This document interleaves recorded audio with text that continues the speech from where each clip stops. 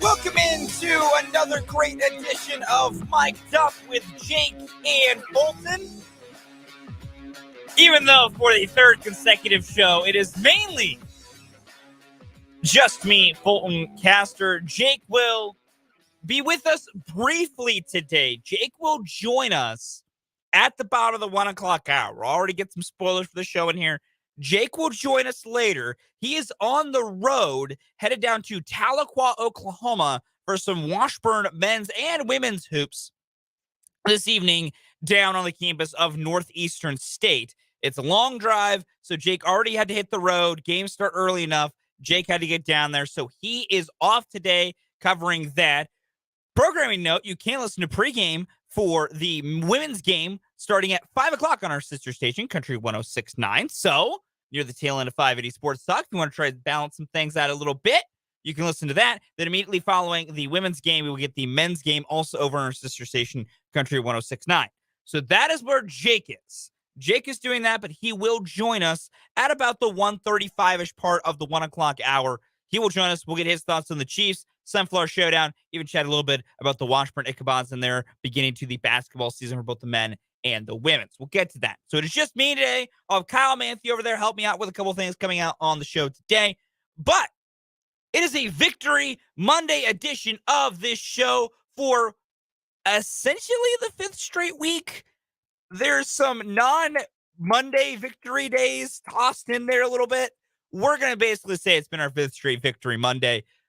Chiefs beat the Rams. We'll get to that, how well their performance was. There were some things that were kind of iffy on that, but we'll write down if you should be really worried about that. We'll go around the NFL as the NFL had they had a couple good games, and then there continue to be moments where I think NFL head coaches have mashed potatoes living inside their skulls by the stupid decisions that they continue to make week in and week out. We'll recap the Sunflower Showdown. The Kansas State Wildcats, ladies and gentlemen, for you Cat fans out there, they will be headed to Arlington, Texas on Saturday. They will take on TCU for a chance to win a Big 12 championship, the first Big 12 championship game appearance for Kansas State since 2003. They have a Big 12 title in between that, but it wasn't a championship game appearance, so you got to get the semantics in there a little bit with some of that as well. We'll look at the Sunflower Showdown, how well K-State performed in the win, how things look for Kansas after their regular season comes to an end, though they will go bowling. People do forget that.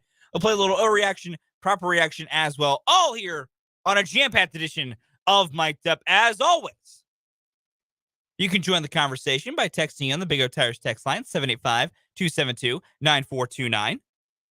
Or, if you haven't heard yet, we are live on YouTube every single show, ladies and gentlemen. Go to youtube.com, search Sports on 580. First things first, drop us a subscribe. We would appreciate it. Gets us out to the people a little bit more. And then secondly, you can watch live streams of both this show, Mic'd Up, and 580 Sports Talk from 3 to 6 with Brendan and Dan every weekday, Monday through Friday. Every time we do these shows, we are live streaming as we do it. That is a forever and in perpetuity thing we will be doing. So you can also join in on the conversation in the comments section here on the live chat here on YouTube. It's another great way that you can get involved and interact with us here on Mic'd Up, and we'll see what happens going forward. But today, we begin with the Kansas City Chiefs, who get a win over the LA Rams, 26-10. And depending on what you got that number at, if you did bet on that spread, you are an angry individual on this morning, because for those of you that don't know, the Chiefs, most places opened at about 14 and a half, and that's where it sat for most of the week. However, there were more than a few places where the Chiefs closed as a 16 and a half point favorite. 16 and a half point favorite over the Rams. So there are more than a few people that got beat by the hook there. And I'll say it because Jake isn't here to say it. The hook will always bring you back. He's probably a little sad he can't actually get to use that today. I don't know. He might use it when he joins us here later on in the show. But Chiefs do beat the Rams. They win 26-10. The Chiefs now move to 9-2 on the year. They have won 5 straight games. Since they lost to the Bills, they have not lost. Undefeated, never lost. Get the whole LeVar Ball in here. It was not pretty, and I will openly admit that. It was not even close to being a pretty game. However, I wouldn't say, and we're going to get into this deeper a little bit today, and even just more as the week goes on here. I would not say anything in that game that made it not pretty is something you should be worried about. This screamed a game, considering all the things going on around it, considering the fact that the Rams were playing with Bryce Perkins at quarterback, who, unlike Jake, I did know about before this game because I watched far too much college football, including football for the University of Virginia, and knew he played there and he played well. But Bryce Perkins makes his first NFL start. He'd thrown 11 career passes, no Cooper Kupp, no Allen Robinson. The running game has been a mess for the Rams all year. Their offensive line stinks. You knew, at least from the Rams offense to the Chiefs defense side of the game, the Chiefs had a thought to, well, we can play a C-plus game and we're going to get a win. Like, and I know for some people that gets infuriating. You know, they're like, don't take it easy. Don't mess around. That's how you get games like the Colts. It truly is. But there's a level to that I do understand, which is don't put things on film for other better teams that you don't need to. And there's a lot of that. And there's a lot of different things we could go through, and we will go through as this week goes on about those things the Chiefs probably kept off film to be better served as they take on the Cincinnati Bengals coming up on Sunday, which low-key is going to be a very, very tough game. I don't know if y'all have noticed, the Bengals have really turned it on, not just of like the last couple weeks of late, but like the past month and a half of late. Plus, as what seems to happen for every team that plays the Chiefs, they're getting healthy at the right time as Ja'Marr Chase should, or at least is expected to make his return from his hip injury coming up on Sunday. We'll obviously wait as the week goes on, get inactives and IRs and practice reports and all that jazz.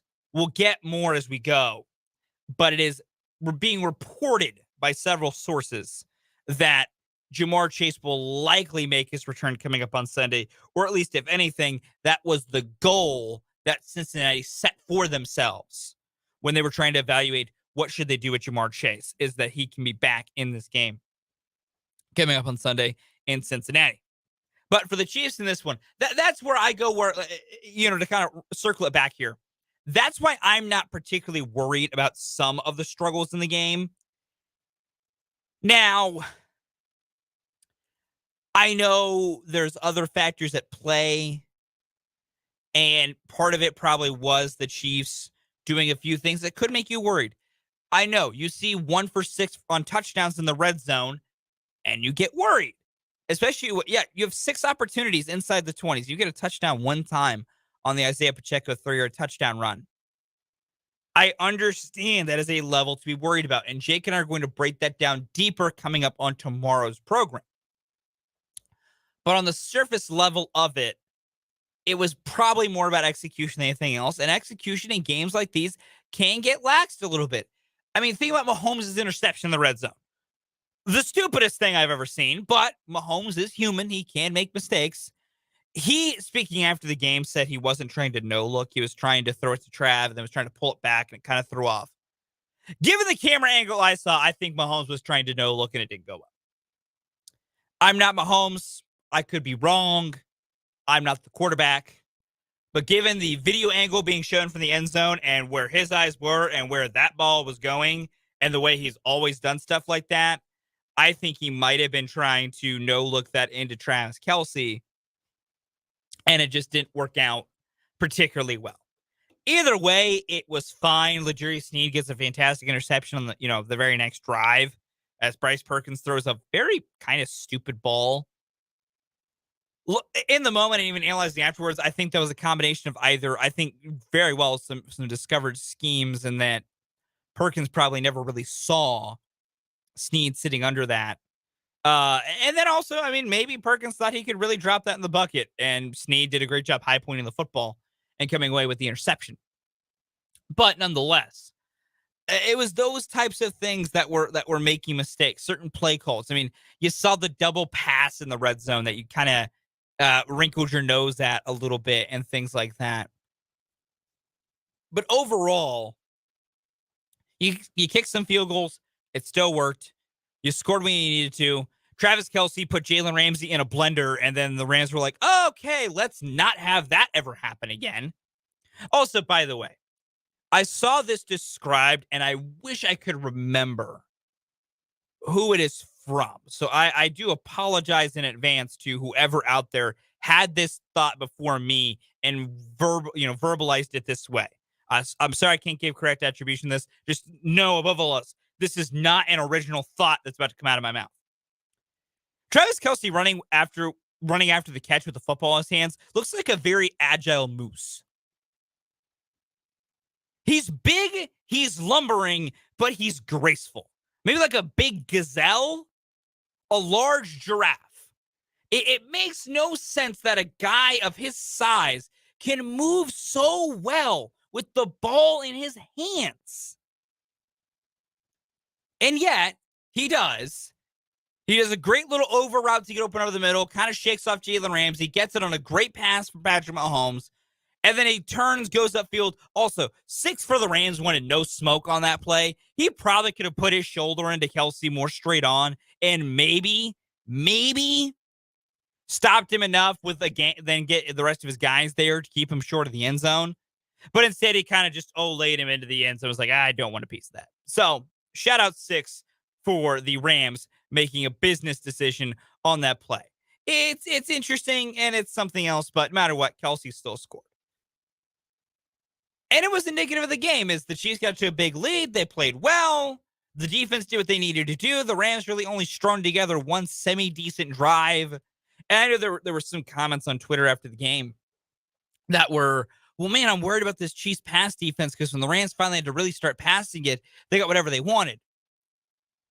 This is my time to remind everybody again, the Chiefs were probably keeping some things pretty vanilla as to not give the Bengals anything extra on film for film review this week.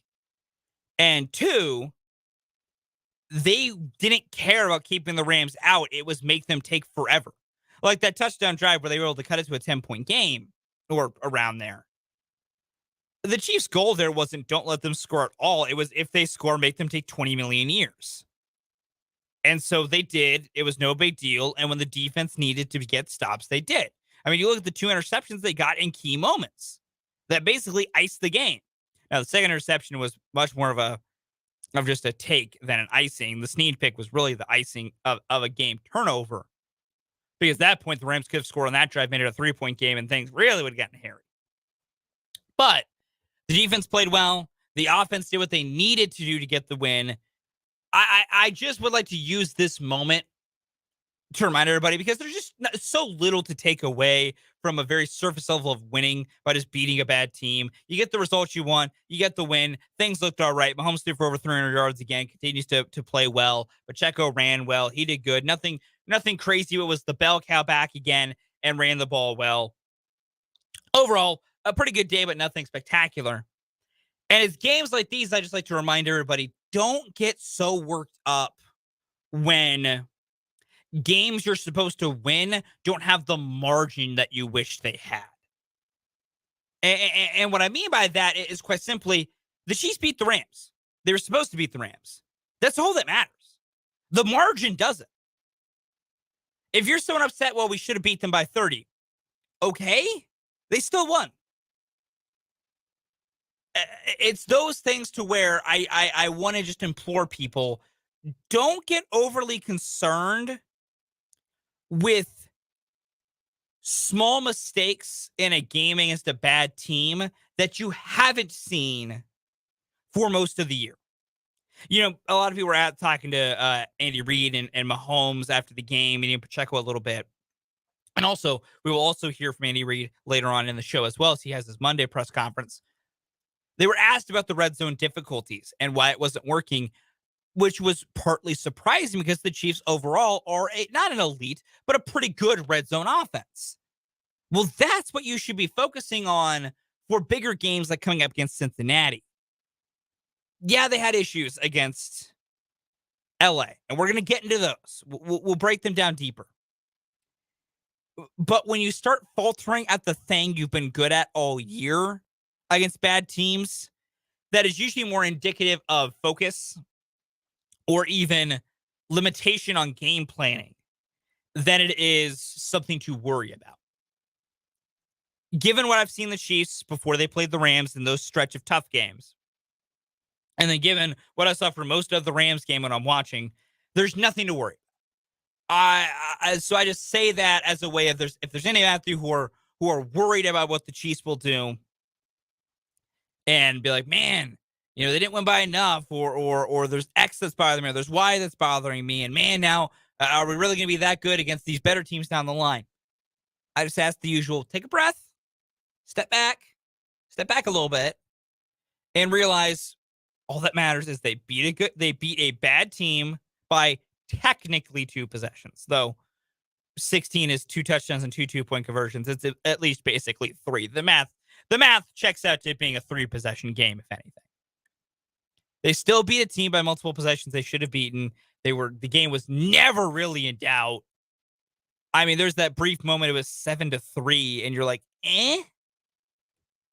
But I mean, the team played well. They did well. They did their job well. I mean, there were a couple moments you shake your head. Sky Moore muffs his 4th punt, which is just, like I've said numerous times, that's not on Sky anymore. That's Dave Tope. That is Dave Tope, and that's Andy Reid. Like, I am done being mad at Sky for that, which also, he had a nice game in the flow of the offense, which is nice to see. He built on his good game last week with another good game on offense. And we'll hear more from Andy Reid coming up here in the 1 o'clock hour. But Andy Reid has officially said, punt returning duties are off Sky Moore's plate. They're not having him return punts anymore, which is good. We're finally to that point. You destroy his confidence with that. And that's why I hate it. His confidence gets wrecked because you have him do something he isn't supposed to be doing. He is a receiver, not a returner. He's very good as a receiver. Use him that way, which is what they did. And he made a couple of great catches and great runs after the catch in that game. If there's anything that I'm going to say is a negative, it's that I was more annoyed at, once again, watching Sky Moore be asked to do a thing he isn't capable of doing. He has proven he can't. Not all guys can.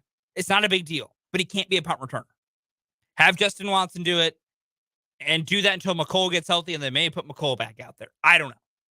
But don't put Sky Moore back there anymore. Which, let's say the Chiefs have finally learned the lesson, and they won. But overall, when it comes to this game, it was a good win. They found a way to get it done. That's all that matters going forward. We'll take our first time out of the show. When we come back, weekend's takeaways and fails. Look at the weekend coming up here on Mic'd Up.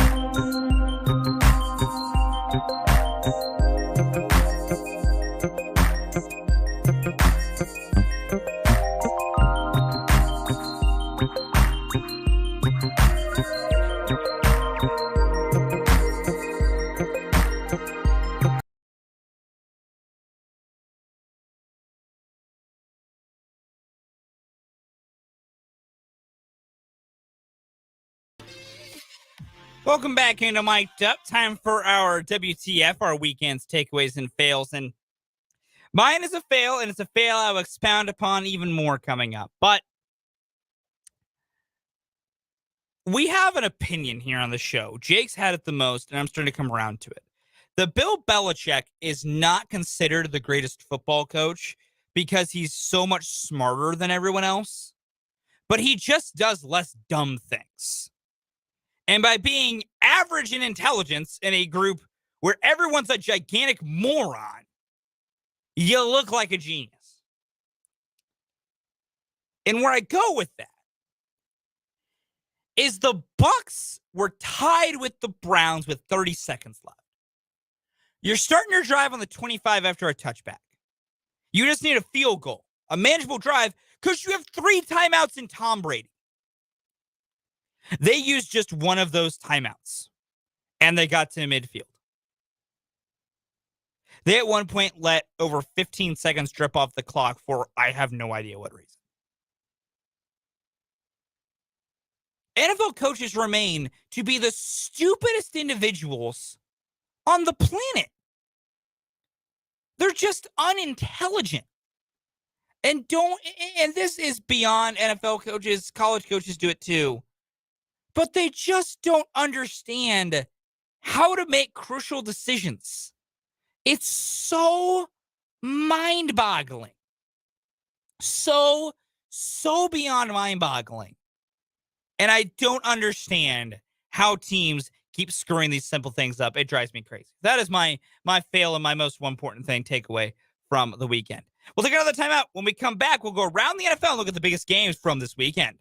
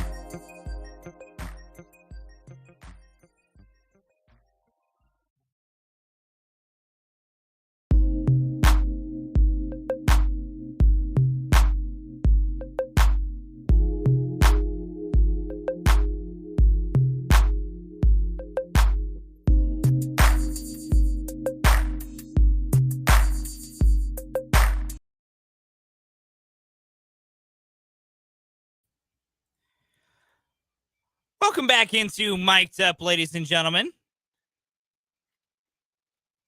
Time to go around the NFL. And trying to figure out the best way to put this. The NFL product this season is it's just not been great. We get close games. I mean, the NFL, different broadcasters even love to point out, we've had more one-score games entering the fourth quarter. We've had more three-point games at X point in time, and how close so many of these games are. And that's true. And this week even had some close ones that were semi-exciting. But overall, even the close games have been very bummy close games. Like Commanders and Falcons was a 6-point game with a chance for the Falcons to take the lead before they got picked off at the goal line late in the game. But overall, that game was not fun. I should know. I watched every minute of it. Also, shows you what the stranglehold the NFL has on us that I watch every minute of a bummy game. But still, it wasn't soup. Bengals Titans was kind of fun, but not really. Browns Bucks was a mess until the end. And even at the end was a gigantic mess. Chargers Cardinals at least had some excitement at the end there, but their scoring wasn't ever really bunched or tight or anything like that, but ended up more exciting. Raiders Seahawks had some entertainment value, particularly with the walkout 86-yard touchdown by Josh Jacobs. But 49ers Saints was 13-0. What part of that's actually entertaining? Cool, a team, the Niners have now not allowed a point in the second half for 5 weeks. That's awesome. There were also 3 total points scored after half in that game. It's just not great football. So this week wasn't perfect of that vibe because it was a little bit better. And the thing, I will give this credit. I will give the NFL some credit. The Thanksgiving games were much better than expected. Bills Lions was a dandy. There was some ugly football in there, and it wasn't great, but it was close, came down late. The Lions had some chances in it. It was much more entertaining than I thought it was going to be. Cowboys-Giants wasn't greatly entertaining. It was closer for that. That first half was very entertaining. The fact that it was 13-7 Giants at a half was entertaining. Then the Cowboys kind of turned their brains on there in the second half, and it pulled away a bit and wasn't as entertaining. And then Vikings-Patriots was legitimately entertaining in a back-and-forth contest. Somehow the game that I thought was going to be the worst of Vikings-Patriots was actually fun and had the most points on the night.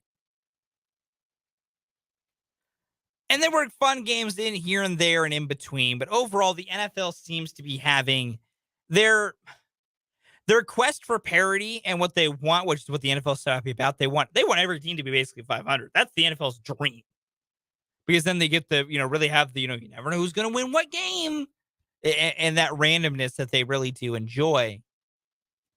But at the same time, this year it's being achieved not because all these teams are good, but because so many teams are bad or average. Which lends itself to being what it is. But let's go around the NFL, look at some important games and interesting results. We'll start in division. Chargers and Cardinals was actually kind of entertaining. This was a close game throughout most of the contest. Cardinals, get a nice 10-0 lead entering the second quarter. Then the Chargers battle back, take a 14-10 lead, and then Kyler Murray gets a touchdown late in the half to go up 17-14. Then Cameron Dicker scores the only points in the third quarter. We're 17 all entering the fourth before the Cardinals take a lead, and then you have the exciting play, which is the Chargers scored with 15 seconds left, and more importantly, Brandon Staley finally did a Brandon Staley decision, and he went for 2 to go for the win. I've been waiting for him to do things like that because that's what he did a bunch of last year, going for it on fourth down, being aggressive with going for wins, stuff like that. As I always say, I want coaches to maximize winning. Don't play to make losing more tolerable. That's what going to OT in those situations is for me.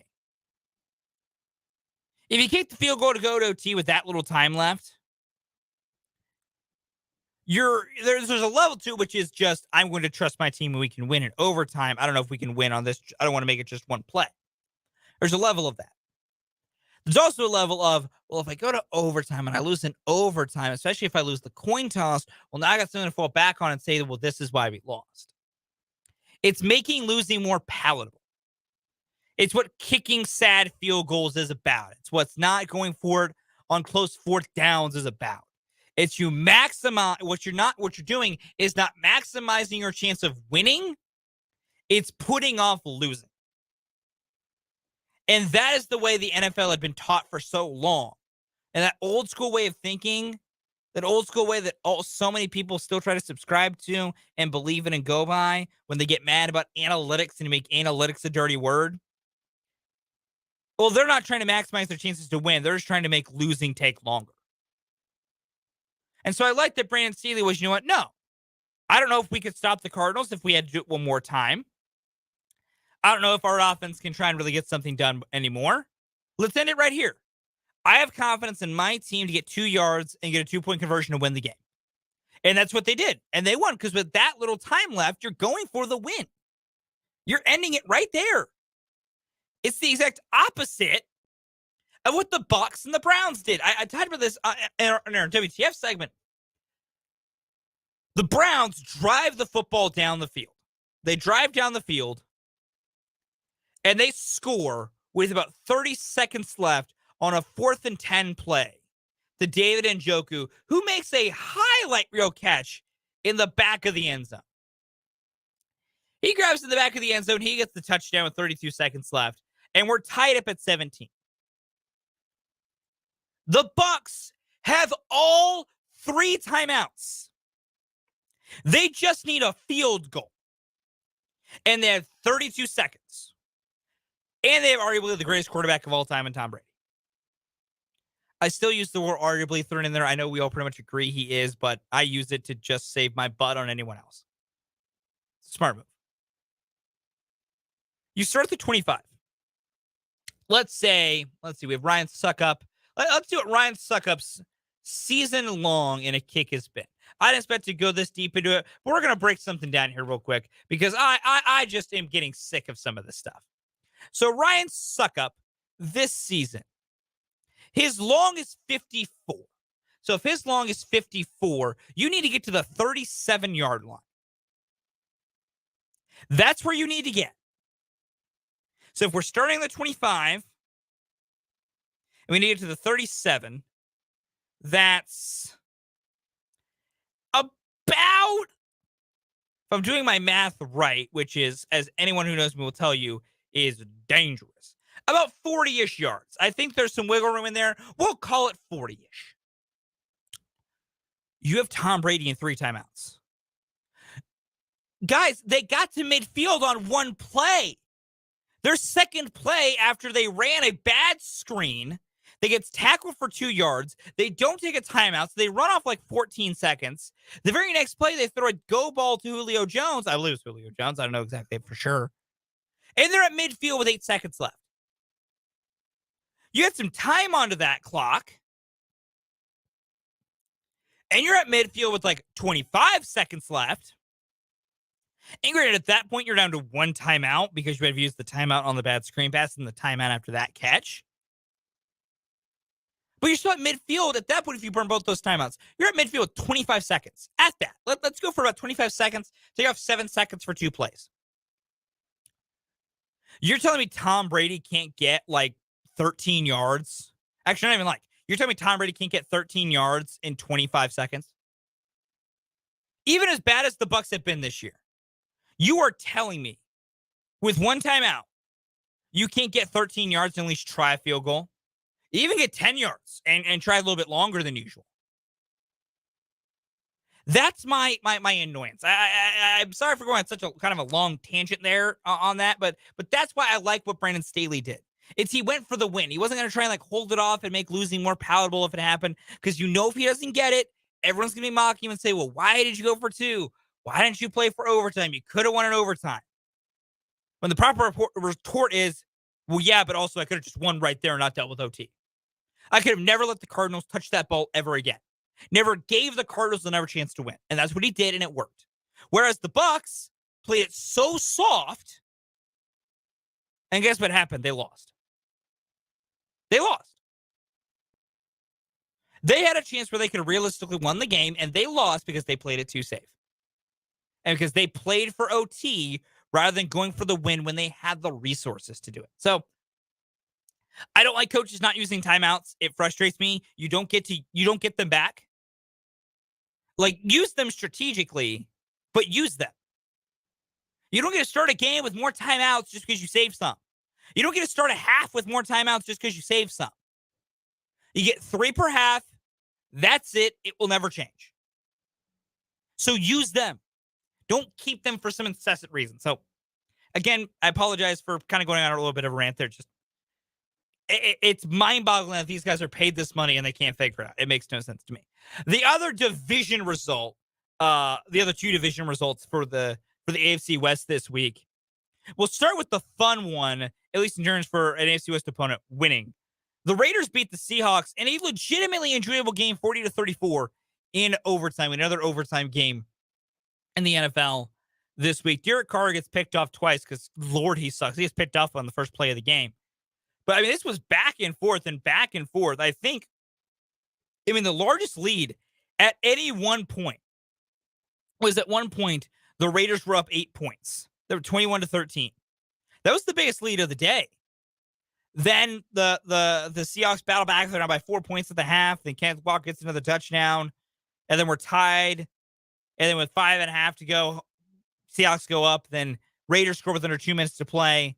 And then the game ends on a Josh Jacobs 86-yard touchdown run that was just, I have to admit, even if you don't like the Raiders, I understand why you wouldn't, was still very entertaining. So the Raiders get a win. The Chargers get a win. Those 2 get wins in the division. Then we get to the funniest results in the division this week, ladies and gentlemen. The Denver Broncos are down so indescribably bad. Like, they're down so bad, it's kind of not even fun to make fun of them anymore. I know Jake is different. He will make fun of them until the end of time. But, folks, the Broncos lost to the Panthers. And not just the Panthers in general. They lost to Sam Darnold and the Panthers. Like, I got nothing. It's Sam Darnold. He isn't good. Not that any of those quarterbacks over there in Carolina are particularly good. Makes me sad that Baker is kind of turned back into a full pumpkin, but, you know, things happen.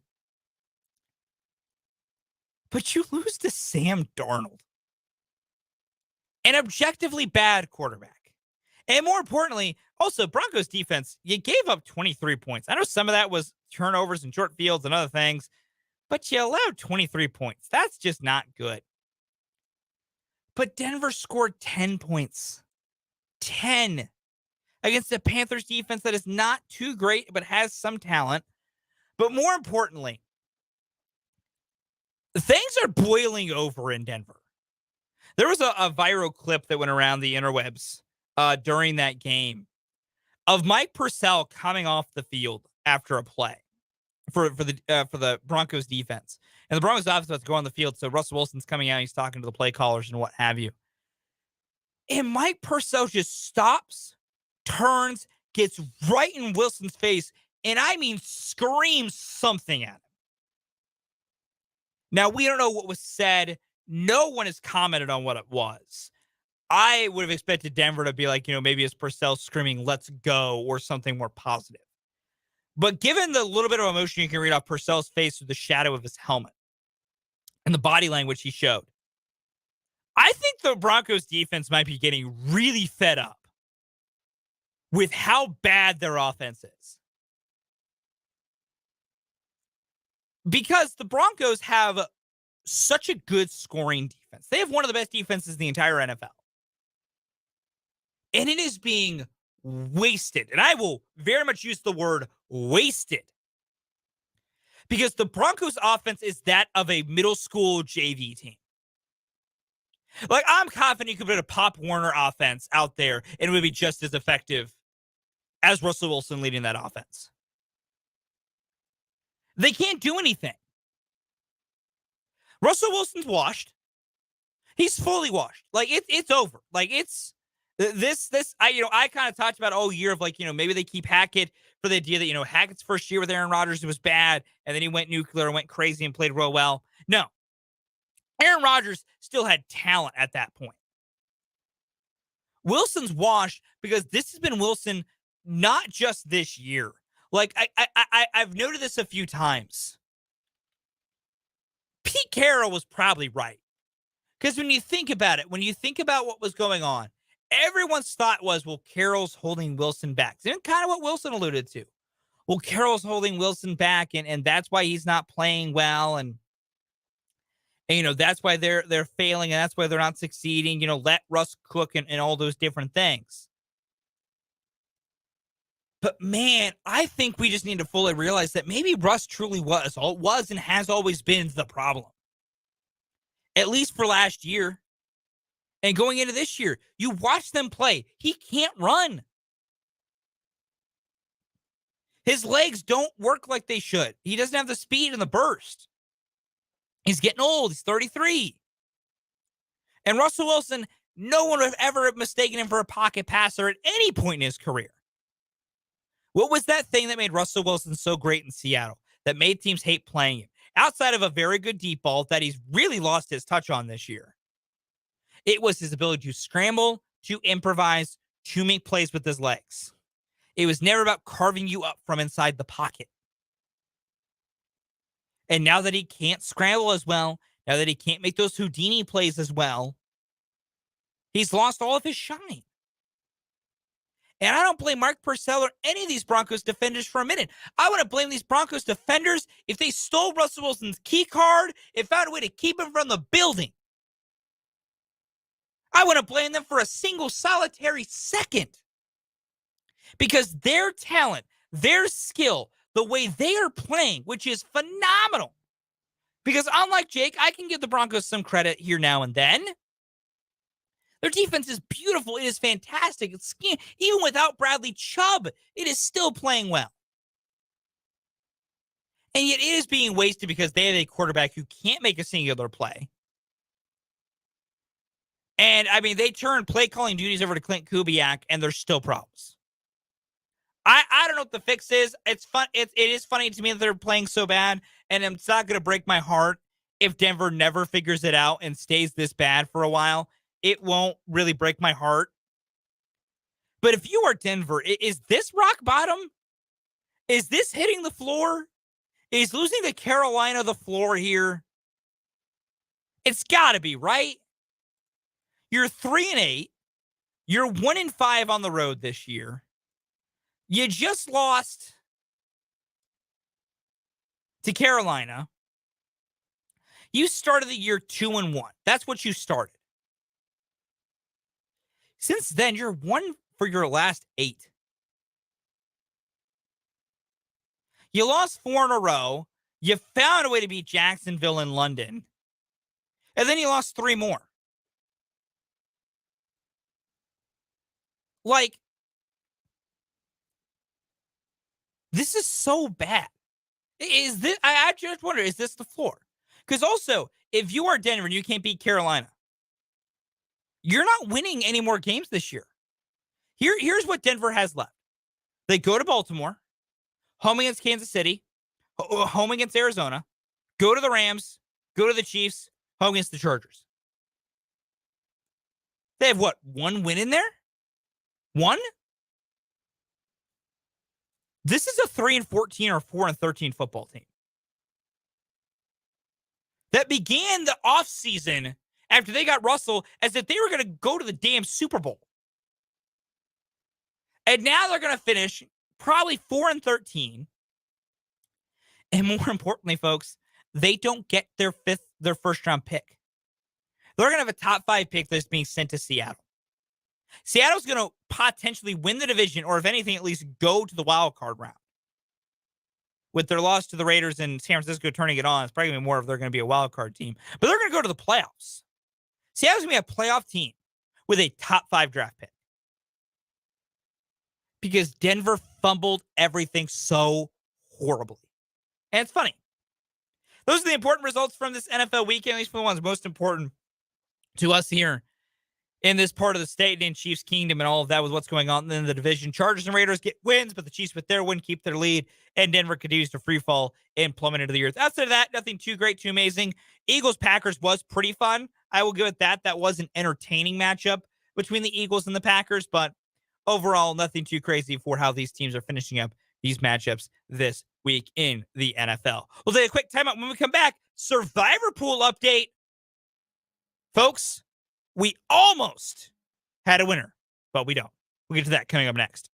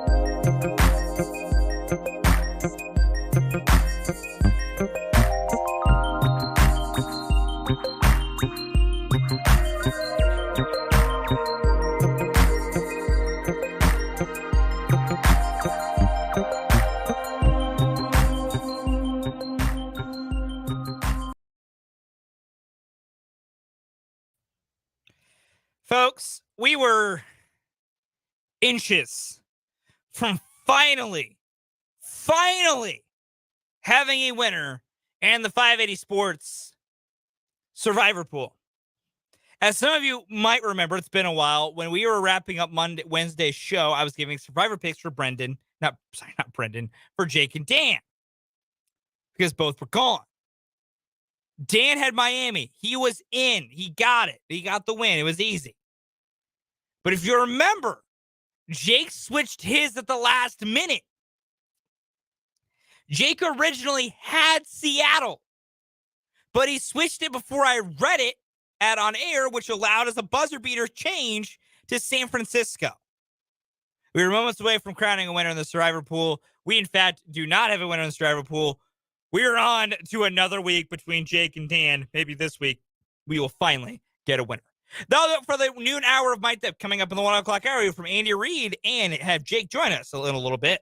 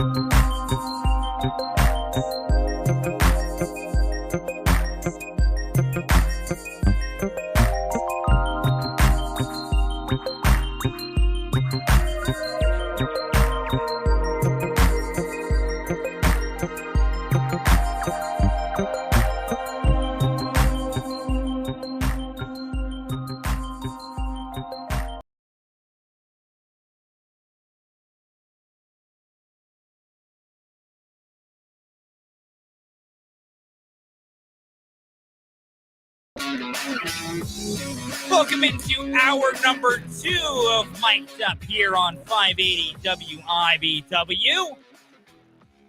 Fulton Caster here with you, flying solo for most of the day. Jake LeBon will join us at the bottom of this hour. Our list today, in honor of Todd Bowles causing me to want to rip what hair I have out of my head. We're going to do in-game decisions that coaches do that make you the most mad. Bit of a mouthful. I've tried to think of more of a concise way to word that. It's hard to. We're doing all sports, so it can go football, basketball, hockey, if you're into that sort of thing. You know, everything. Soccer. We're on the World Cup time. There's a soccer take you have. Things coaches do in-game with game management, clock management, anything.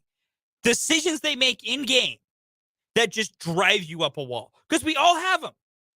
Like, I have my thing with Todd Bowles here. Spoiler alert, I might have that on my list.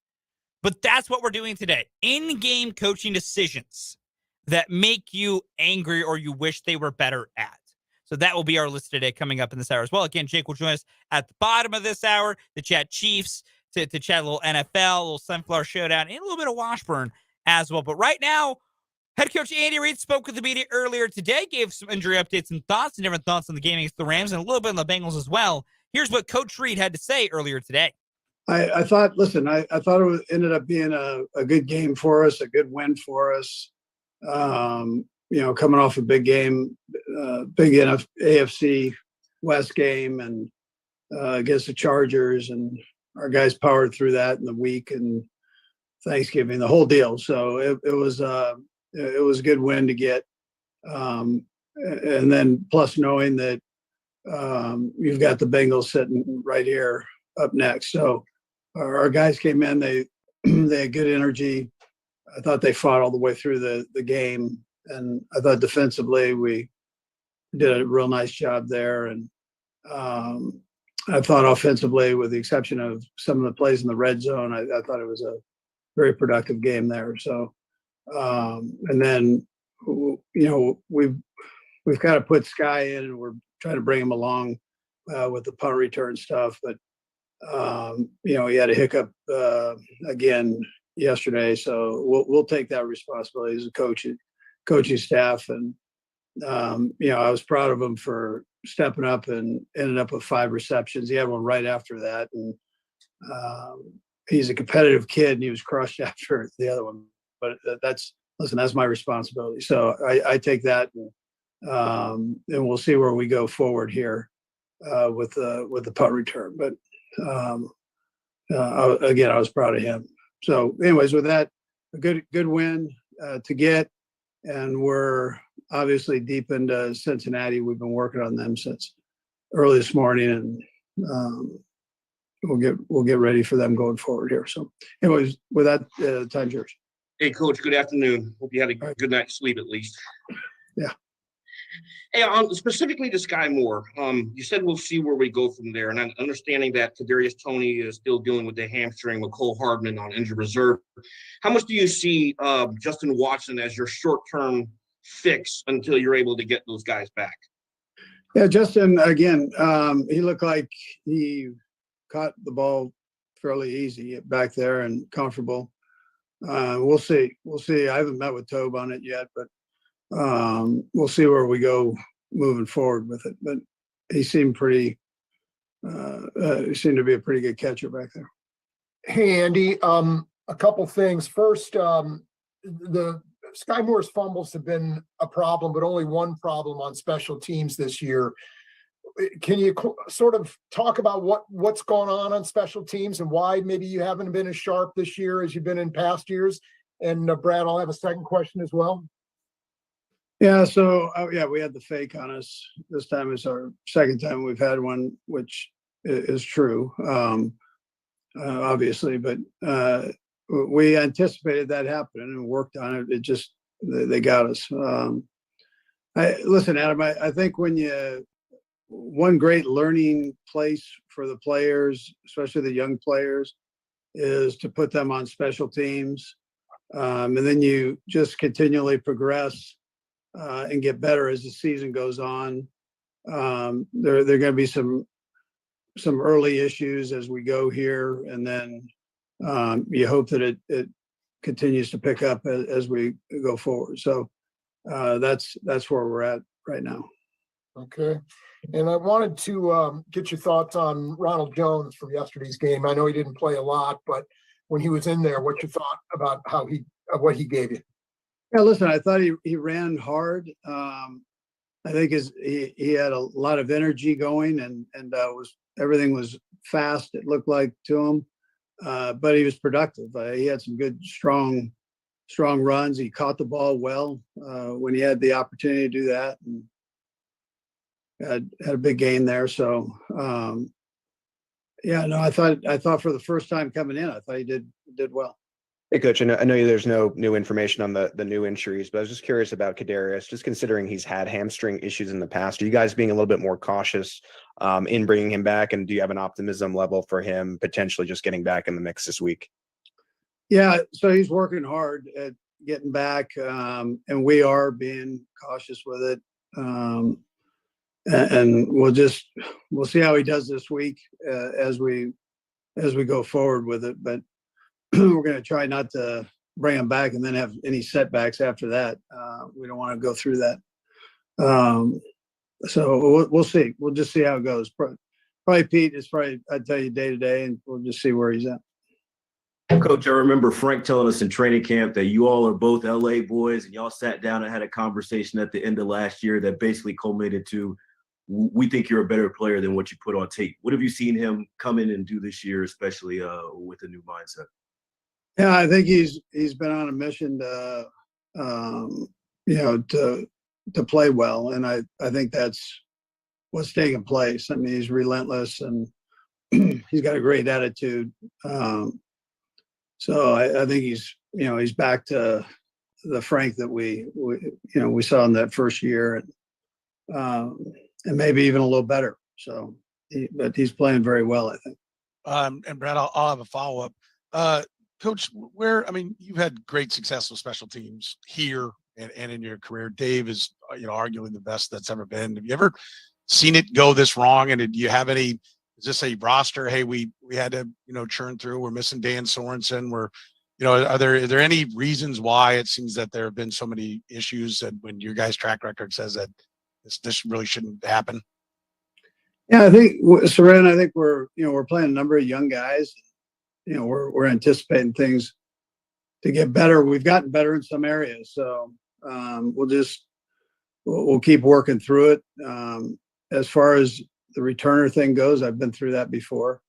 Again, I'm not going to put that on Sky. We've asked him to learn that and go in there and do it. And we gave him a second chance to do it, and it didn't work out as well as we hoped. But we'll figure it out, and we'll get it right. And Dave, he's as good as there is, so we'll get things straightened out there.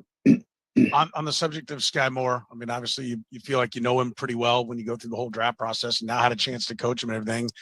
He bounced back. He seemed to really want to show the emotion. He had some good catches and everything.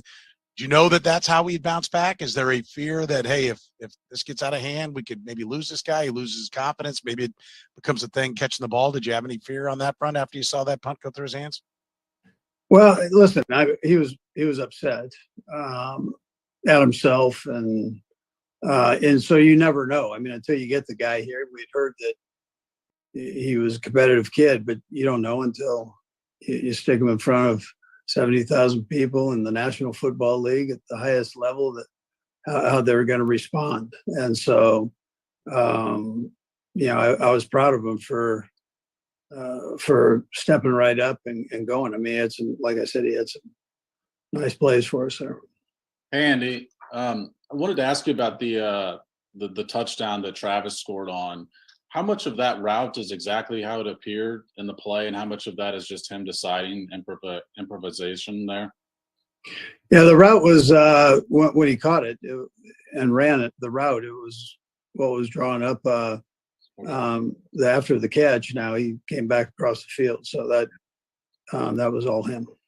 Hey, Andy, hope you're doing well. Couple of questions for you. One, not just Sky, but all the rookies, because I mean you're dealing with 10 of them from the jump. You know, as we get to the midpoint of the season here, how did you and the coaching staff dealt with those conversations just with them, just to keep their confidence going, knowing that it's getting into the nitty gritty now and where it counts in November, December? And I'll have a follow up, Brad. Yeah, so I've been real happy with their improvement on the offensive defensive side, special teams with, you know, in most cases there. So I would just tell you that the things we've told them is just keep going, keep pushing forward.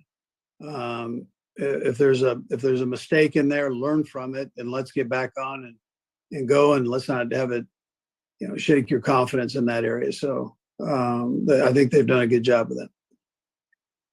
And also the follow-up I had for you, I know you mentioned the red zone offense, and I know part of that in the fourth quarter is just trying to run the ball, trying to make sure you just get time down. But is there anything else when you looked at the film that you identified that, okay, this isn't working in certain places that we needed to work on, and then this is also something we needed to improve on even more going forward?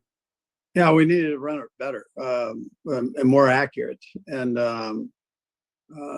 we had some issues there we've got to take care of, and whether it's the play or the call at that time or the actual blocking part of it. So we've got to tighten that up, because the defense that they're playing, they're giving you that opportunity to do that. Hey, Coach, I know you have much larger goals than this, but you secured a 10th consecutive winning season here in Kansas City on Sunday. Sustained success in the NFL is the hardest thing to do. What's it mean to you that you've brought a decade of winning here to Kansas City now? Yeah, listen, it's an honor, first of all, to have an opportunity to coach here, just like it is for you guys to write about the Chiefs. I mean, it's a great place to be, and it's a great time. So the main thing is, when you're sitting in the seat I'm sitting in, is you got to keep winning, right? So you don't sit back and rest on those things, Matt. I mean, you've been around me, and I'm kind of, okay, that's great. Let's go. Let's go on to the next one. And the next one ends up being the most important one. So that's where we're at. But I don't want to slight the fact that it's, you know, a lot of you guys are from Kansas City and proud of it. And so that's, it's great to have a winning program. That is what head coach Andy Reid had to say earlier on today. And I personally am just so happy that Sky Moore is not going to be returning punts anymore. I know Andy said a lot of great things there, and there's so much to pull away. My number one thing is that it's nice to see an understanding of what it's like to be in that situation, and understand that, you know, what they can do can't hurt his confidence a bit. It's also great to hear that even after he muffed that punt, that he didn't have his confidence was shaken a little bit, but to see him ingratiate himself back in the offense so quickly was nice to see. And it was good for Andy Reid to try and get him back in the offense to shake off the muff. But it's nice to know that just we're taking that off his plate. I don't like it being worded as kind of we gave him a chance and he couldn't do some of those other things, just kind of But he's not a punt returner. He is a receiver. He is very good as a receiver. He's not good as a punt returner. Have him do the things he's good at doing. Don't have him do the things he's bad at doing that will crush a young player's confidence. So I am very happy to hear that the Chiefs finally kind of have an understanding of what they should do here, and know that making someone like Justin Watson, or when McCall Hardman's back, or whoever, making them the punt returner over Sky Moore is the correct decision to make. So at this point, yeah, it was no longer on Sky. It was on Dave Toub and Andy Reid for putting a guy back there who couldn't do the job. And just there's players can't do everything. There's parts of a job that are harder than you think, including returning punts is a hard job. Reading that ball in the air, seeing it come in, catching it cleanly with usually all that traffic around you is not easy. And then you get in your head a little bit with the muffs. It's not an easy thing to do. And the Chiefs finally understanding that, giving Sky Moore a break, giving an understanding, you know what? He's got enough to learn. Let's have him just focus on being a receiver, learning to be a receiver, and not trying to learn to be a returner at the same time. That is what needs to be done. I'm happy they're making that change. It's just going to be better for everyone involved going on and going forward. We'll see what the Chiefs can do and see if I don't know if the returning game will get much better. Also nice to see a little bit of discussing on their punt return game and their special teams game as a whole. And Jake and I have talked about this at length when it comes to the special teams unit and what appears to be at times an inability to play well or make mistakes and all that, and is it on coaching, whatever. Andy reminds us it's a young unit. There's a lot of young guys out there. That's what the mistakes are, where they can come. I still have faith that Dave Tobe will coach these guys up and get them going better. But this is not lost on the Chiefs staff. They know special teams needs to be better. They know that's a thing they can build upon and get better at. It's just going to take some time for them to get to that point. We'll take a timeout. When we come back, everyone loves to list things coaches do in game with their game decisions that just drive you crazy. We got that coming up next.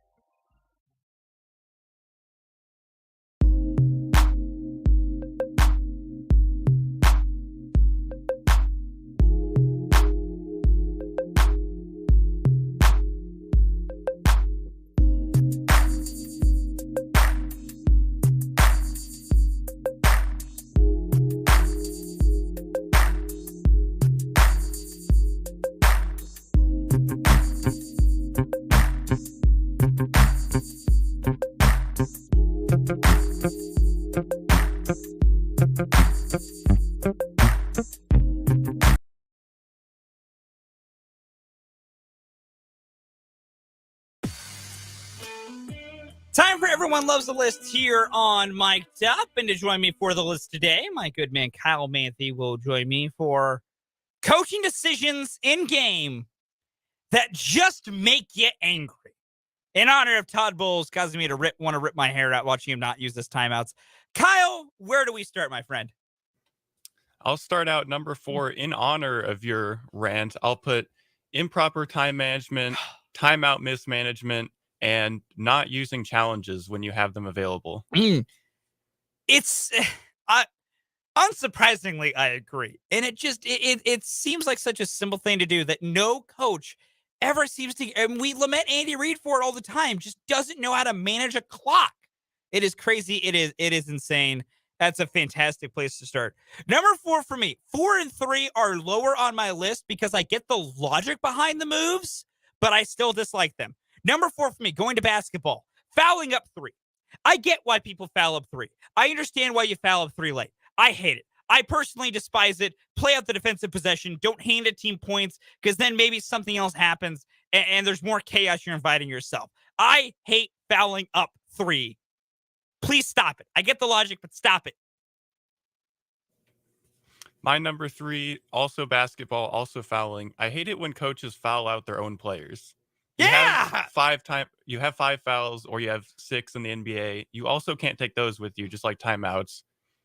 Just play them like normal. If it's really bad, I understand that, but a lot of times the coaches go a little bit overboard with it, and it just annoys me. Yeah, I don't, especially this is really bad in college. A guy picks up 2 fouls in the first half and then just auto goes to the bench. Very frustrating. Drives me insane. That's an honorable mention for me. Number 3 for me, we go to baseball for this one. Stop pulling starters early. Stop pulling guys early just because you think that you need to save them or other things. Let starters go deeper into games. I will die on this hill. I get the logic behind it, but stop pulling them early unless there's a specific reason where they can't keep going. I don't like it, especially when there's other important factors going on with the context of the start. Stop pulling starters early. Drives me insane. Number 2 for me, in football, your defense is really rolling. They've been great all game, and either at the end of a half or towards the end of the game, you're like, let's let off the gas, let's play prevent, and then all of a sudden, the other team's offense, it starts moving real well. Why did that happen? Well, you completely changed how you're playing defense, and now all of a sudden they're moving way better. It's like, just play how you were playing the first 3 quarters and you'll be fine. You don't have to get super soft and conservative. Just play. Yeah, switching to the whole prevent style of defense when you get late in a game like that, it can be annoying. I'm with you on that. I get it more at end of game than end of half. I hate prevent defense at end of half. I hate it. I've liked teams have gotten better in Hail Mary situations for stopping of just rushing 3 and letting a quarterback have all day. Aaron Rodgers screwed enough people over by making miraculous plays that teams are like, man, maybe we should rush the passer and not let them just yuck that ball 60 yards down the field into a mess. Maybe we should just make life harder.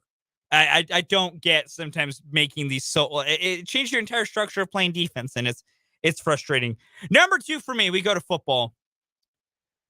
Not going for it on 4th and short. There are very specific contexts where I wouldn't go for it on 4th or short. They include time, score, and also where you're out in the field. But if it's 4th and 1 and you got any level of a competent offense, you should go for it more often than not. Stop settling for punts, especially settling for punts. Stop settling for punts. A tag to this is don't especially do this in opponent territory. But good Lord, stop punting on 4th and short. Just go for it. Give yourself a chance. This mostly applies inside the 10-yard line. Number 1 for me, this is universal, can go across any sport. Don't put a player in the game for the first time very late in the game in a big moment, because you have to understand game flow and everything like that as a coach. Don't put a player in, especially a young player, the first time at the very end of a game for like a short period of time. It's just not going to go well. Agreed. It's never going to go well. It's never going to work out. It is completely stupid, irrational, and makes no sense. Number 1 for me is pretty simple. Clock management. I hate clock management. I hate poor clock management. It drives me up a wall. I will never not be mad about bad clock management in a game. That'll do it for Everyone Loves the List today. Coming up next, Jake LeBon will join us to chat a little bit of Chiefs and Washburn coming up next.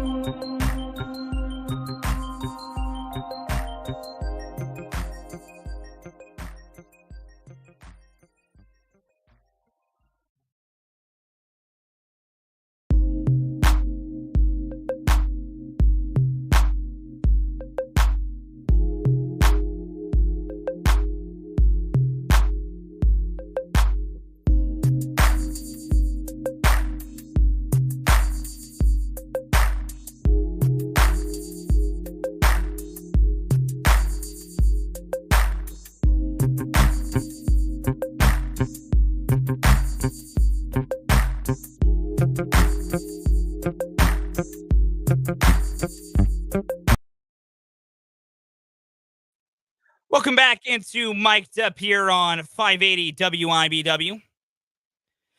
Fulton Caster here with you. We had some good thoughts on things people get mad about with coaching decisions on the Big O Tires text line. For the 785, throwing it deep on a 3rd and short situation.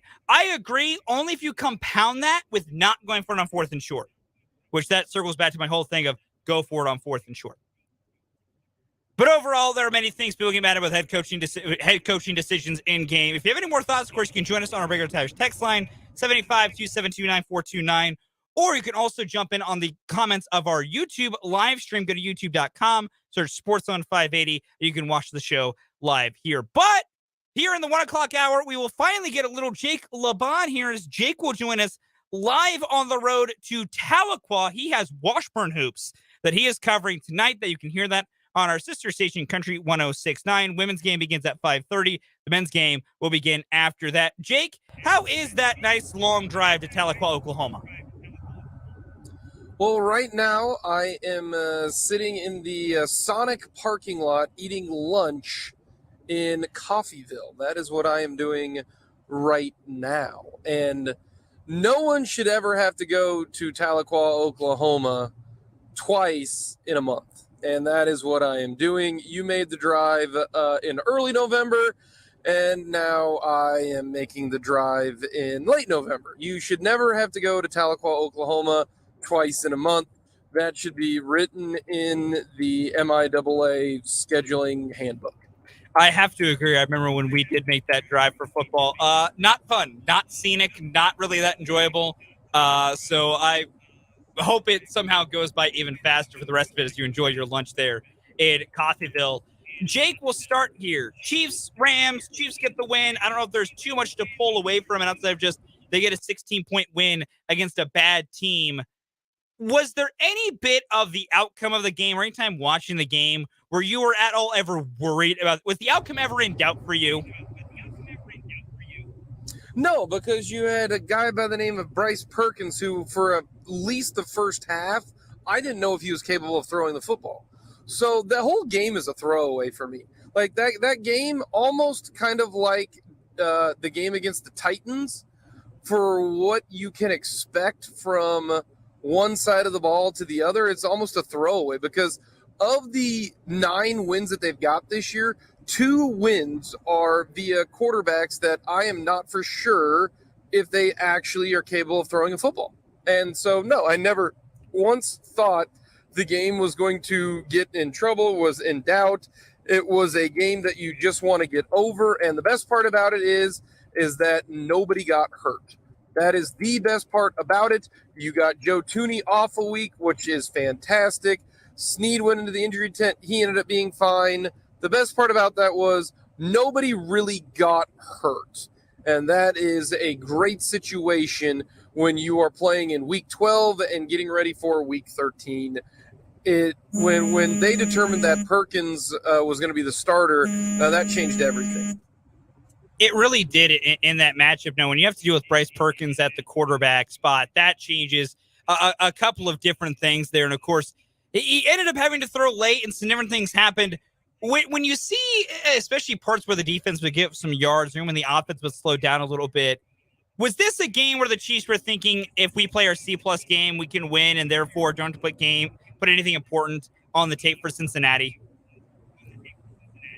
This was the Colts game, except for they won. I mean, that was the entire game today or yesterday was just get through it, just get the win. You know, it's kind of eerily similar stuff when you think about it. You know, dropped punt.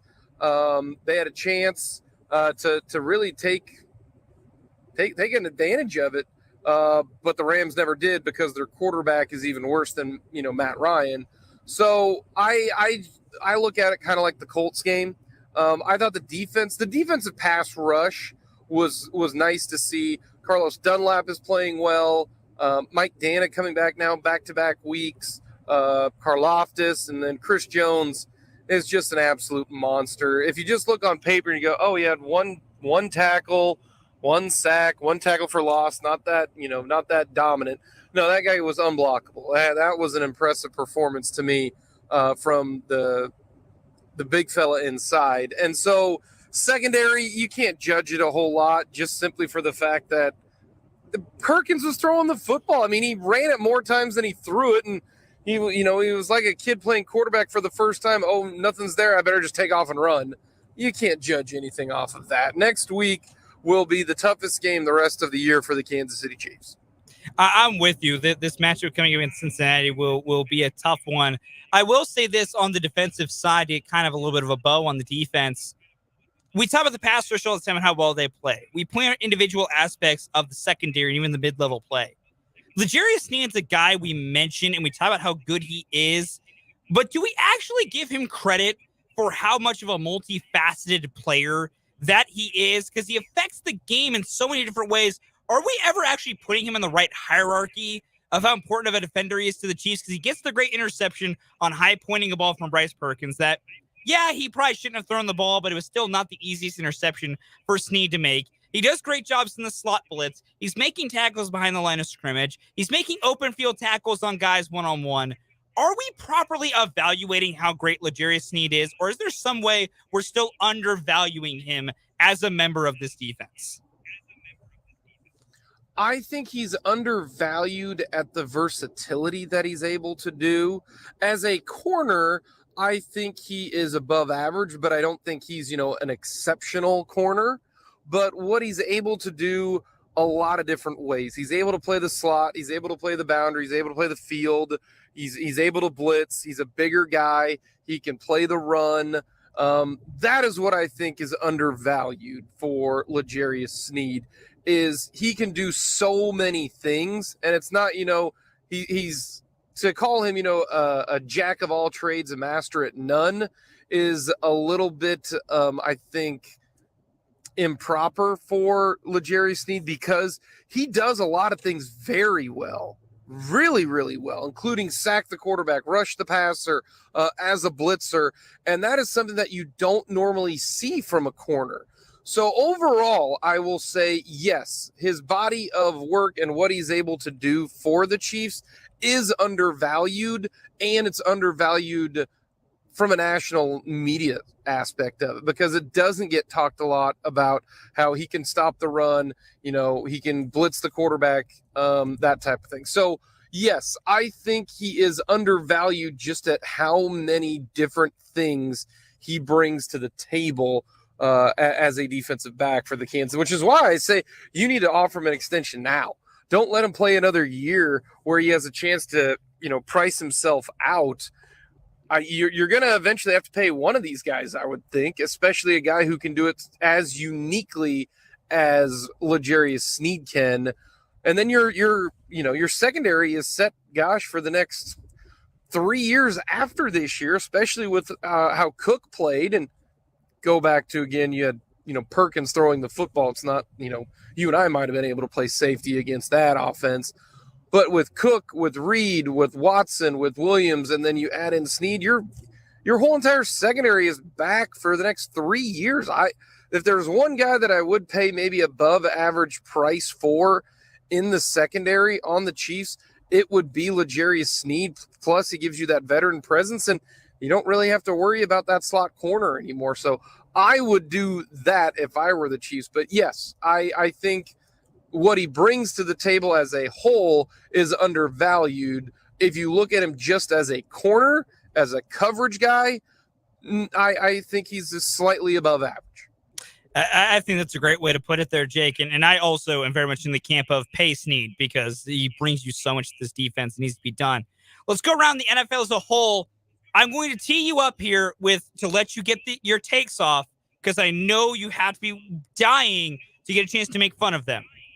Is this rock bottom for Denver and losing to Carolina? Oh, no. Rock bottom's going to happen when they're probably the second worst team in the NFL. This is not rock bottom yet. No, because I think it's going to get worse. I think it's going to get worse. So I was looking at their schedule earlier on the show here. I think they have potentially only one win left on the table when they play the Rams. They have the Rams and the Cardinals left. Outside of those two games, I don't think they have a win left on the table. This is at max a 5-win team. A 5-win team without their first-round pick. Yeah, rock bottom will be the last game of the year going into week 8, was it week 19? And they have a chance to end up being the second pick overall. That'll be rock bottom. This is not rock bottom, which is hysterical because you have one of your defensive linemen going right up to your $250 million quarterback and yelling at him. And that's not rock bottom. That's hard to do. That is hard to do. But you know what? Through a lot of hard work and terrible decisions, the Denver Broncos are going to do it. So kudos to them. And the hype of, oh my gosh, we're going to win the AFC West. That honestly is the Christmas gift that keeps on giving. I just knew you had to have enjoyed yourself after not just simply seeing that the Broncos had lost to Carolina, but watching Mike Purcell screaming in Russell Wilson's face on the sideline was one of the funniest things I myself did see this weekend. With the rest of the division, Chargers get their win over the Cardinals with a late score in the 2-point conversion attempt to win it with 15 seconds left. Then the Raiders get a walk-off touchdown win against the Seattle Seahawks. Any of those two results surprise you or change your thoughts about this AFC West, or is it simply just maybe the Chargers will make the playoffs, maybe they won't, and everything else gets kind of moot because of how great the Chiefs are playing? I think the Chargers saved their playoff hopes with that 2-point conversion and win. Whether or not if they would have kicked the field goal and won it in overtime, I mean, it's, you know, hey, they went for it. If they didn't get it, well, I mean, they're not going to be that dangerous anyways. But they saved their season to make the playoffs, because I think if you lose that game, they're 5-6. And now you're thinking, all right, we've only got 7 games to go, and we got to win 4 of them. I think that was a monster win for the Chargers, and that might give them some confidence going forward, because I do think with the Jets now benching Zach Wilson, that the Jets have a legitimate chance of making the wild card now. So if you look at that, I think the Dolphins are going to make it. I think the Bills are going to make it. And I think the Jets now, if their offense is just semi-decent, that is 2 wild cards coming from the AFC East. Baltimore losing gives Cincinnati a chance at the division, but I think Baltimore and Cincinnati are both going to make it. Therefore, those are your 3 wild card teams. Either Baltimore or Cincinnati, the Jets and the Dolphins, or the Jets and the Bills, whoever's going to win that. The Chargers are at least still have a chance at making the playoffs, but if they would have lost that game yesterday, I think they were completely out of the mix. So that was a season-saving effort, and maybe even a job-saving effort for Brandon Staley in getting a win against the Cardinals. I'm with it. It gave them a chance. It gives them a puncher's chance to try and make the playoffs later on. With the rest of the NFL weekend, even going back to the 3 matches we had on Thanksgiving, any big takeaways from any of the NFL action that you saw going on over this past weekend plus? Not really. The Giants, I still think, are paper tigers. But the Jets benching Zach Wilson, that is a huge headline. Because he's the number 2 overall pick last year, and they said, "Yeah, you can't do it. We're going to bring in, White," and offense looked actually pretty decent. Overall, though, I think the 49ers, is Jimmy G going to go Jimmy G? If he does, then I still don't think that they're going to end up being a threat. And I think the Eagles and their offensive line, that's impressive. The Packers' defensive line and run defense is not good at all, but the Eagles are the class of the NFC, and I think the Cowboys and the Niners are after those 2 would be my best. If I had to rank them, I'd go Eagles, Cowboys, Niners, because I'm just not sold on Jimmy G. I think you got to have somebody who can be better than Jimmy G at the quarterback spot, but that's kind of my big takeaway from the weekend.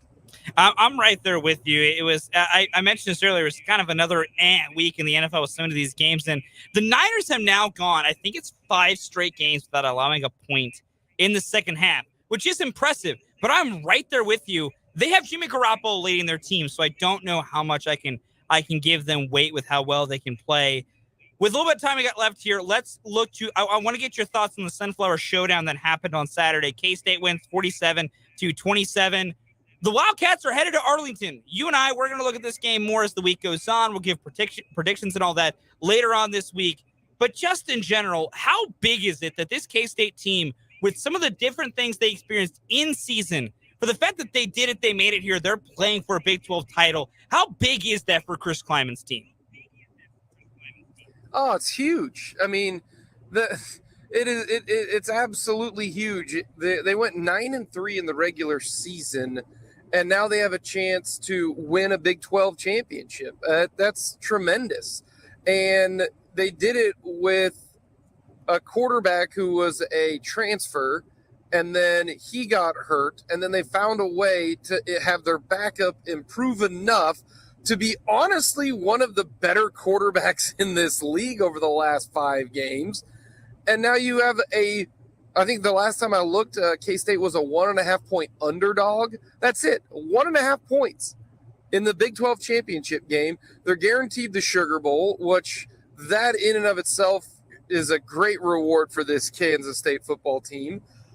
It's a tremendous season. And, you know, if K-State can win the Big 12 title and you go 10-3, you have a chance to go 11-3, because I think K-State's going to be a formidable opponent. Like, you know, one of the projections was K-State taking on Alabama in the Sugar Bowl. I mean, how great is that if you're Kansas State? You get to take on the team that has been the team in, you know, college football the last decade. I mean, that would be a tremendous matchup.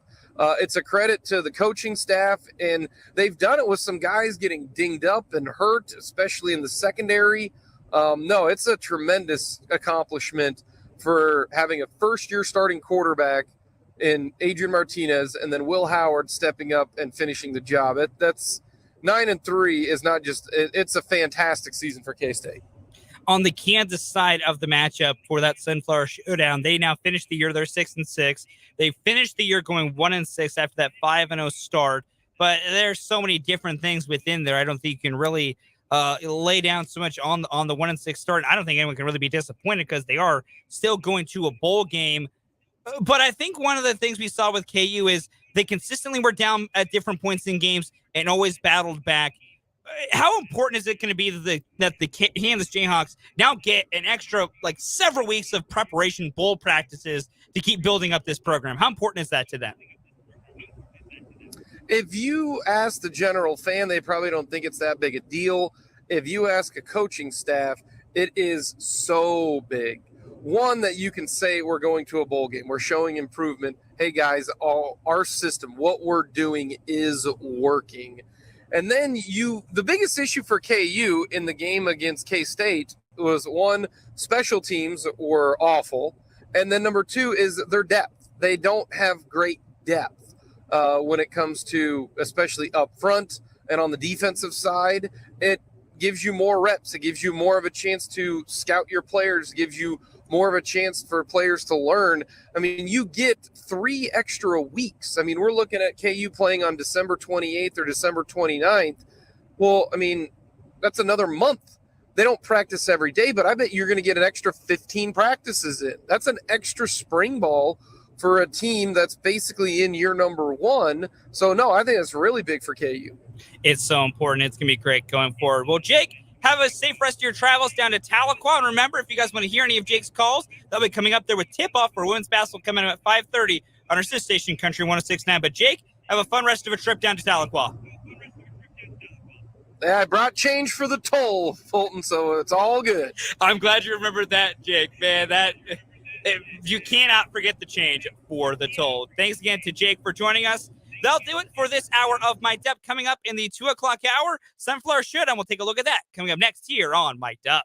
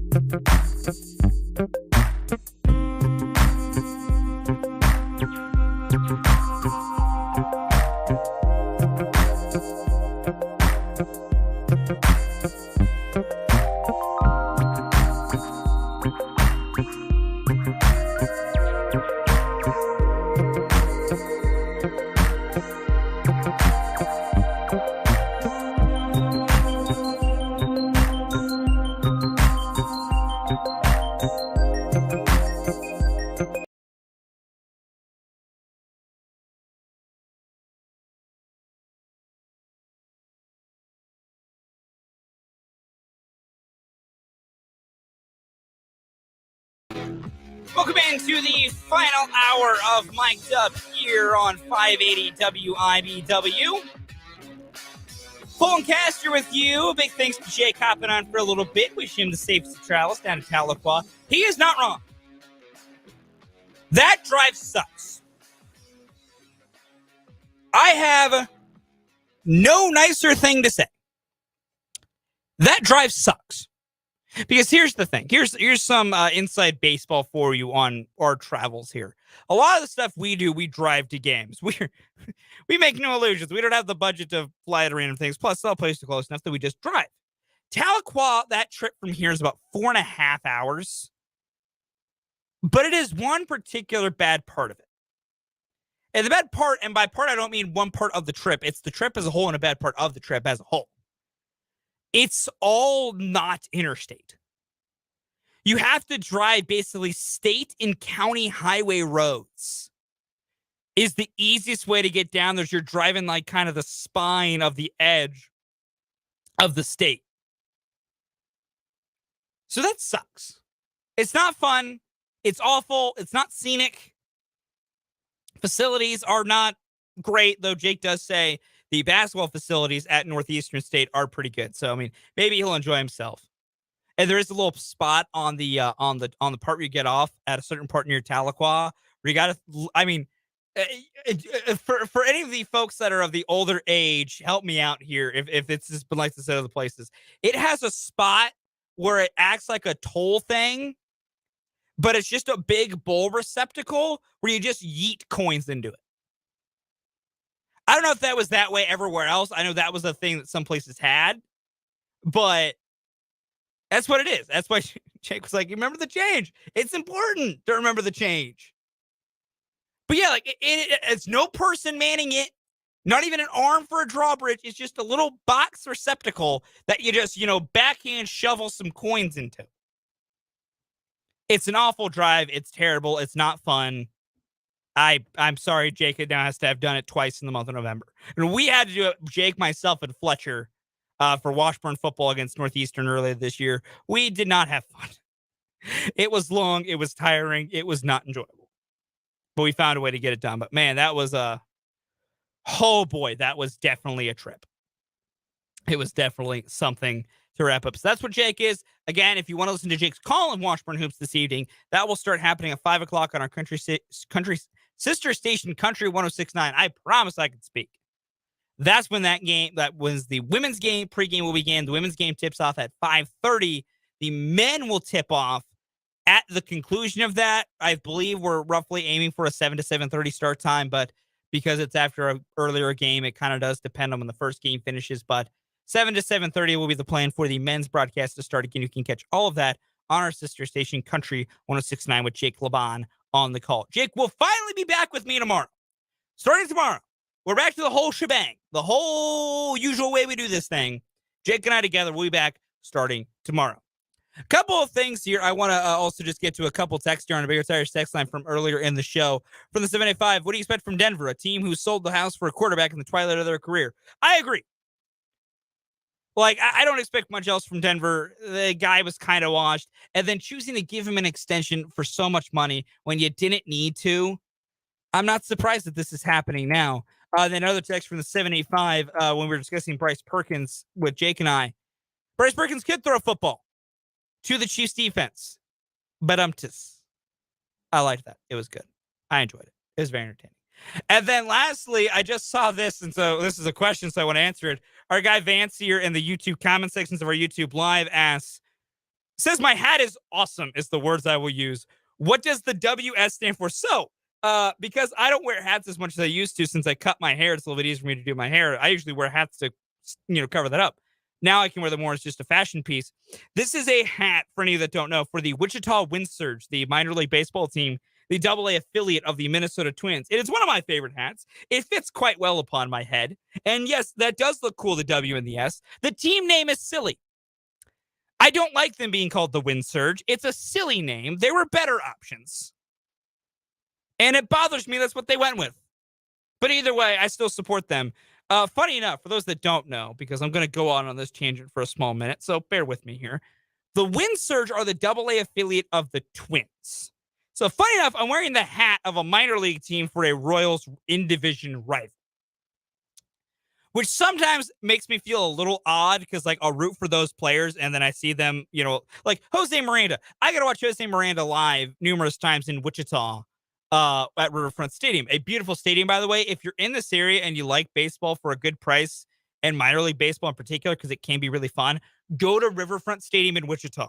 It is beautiful. It is beautiful, well built. It's right near the river downtown. It's got a great backdrop to it. Parking's pretty accessible all around the stadium and every different little spot nearby.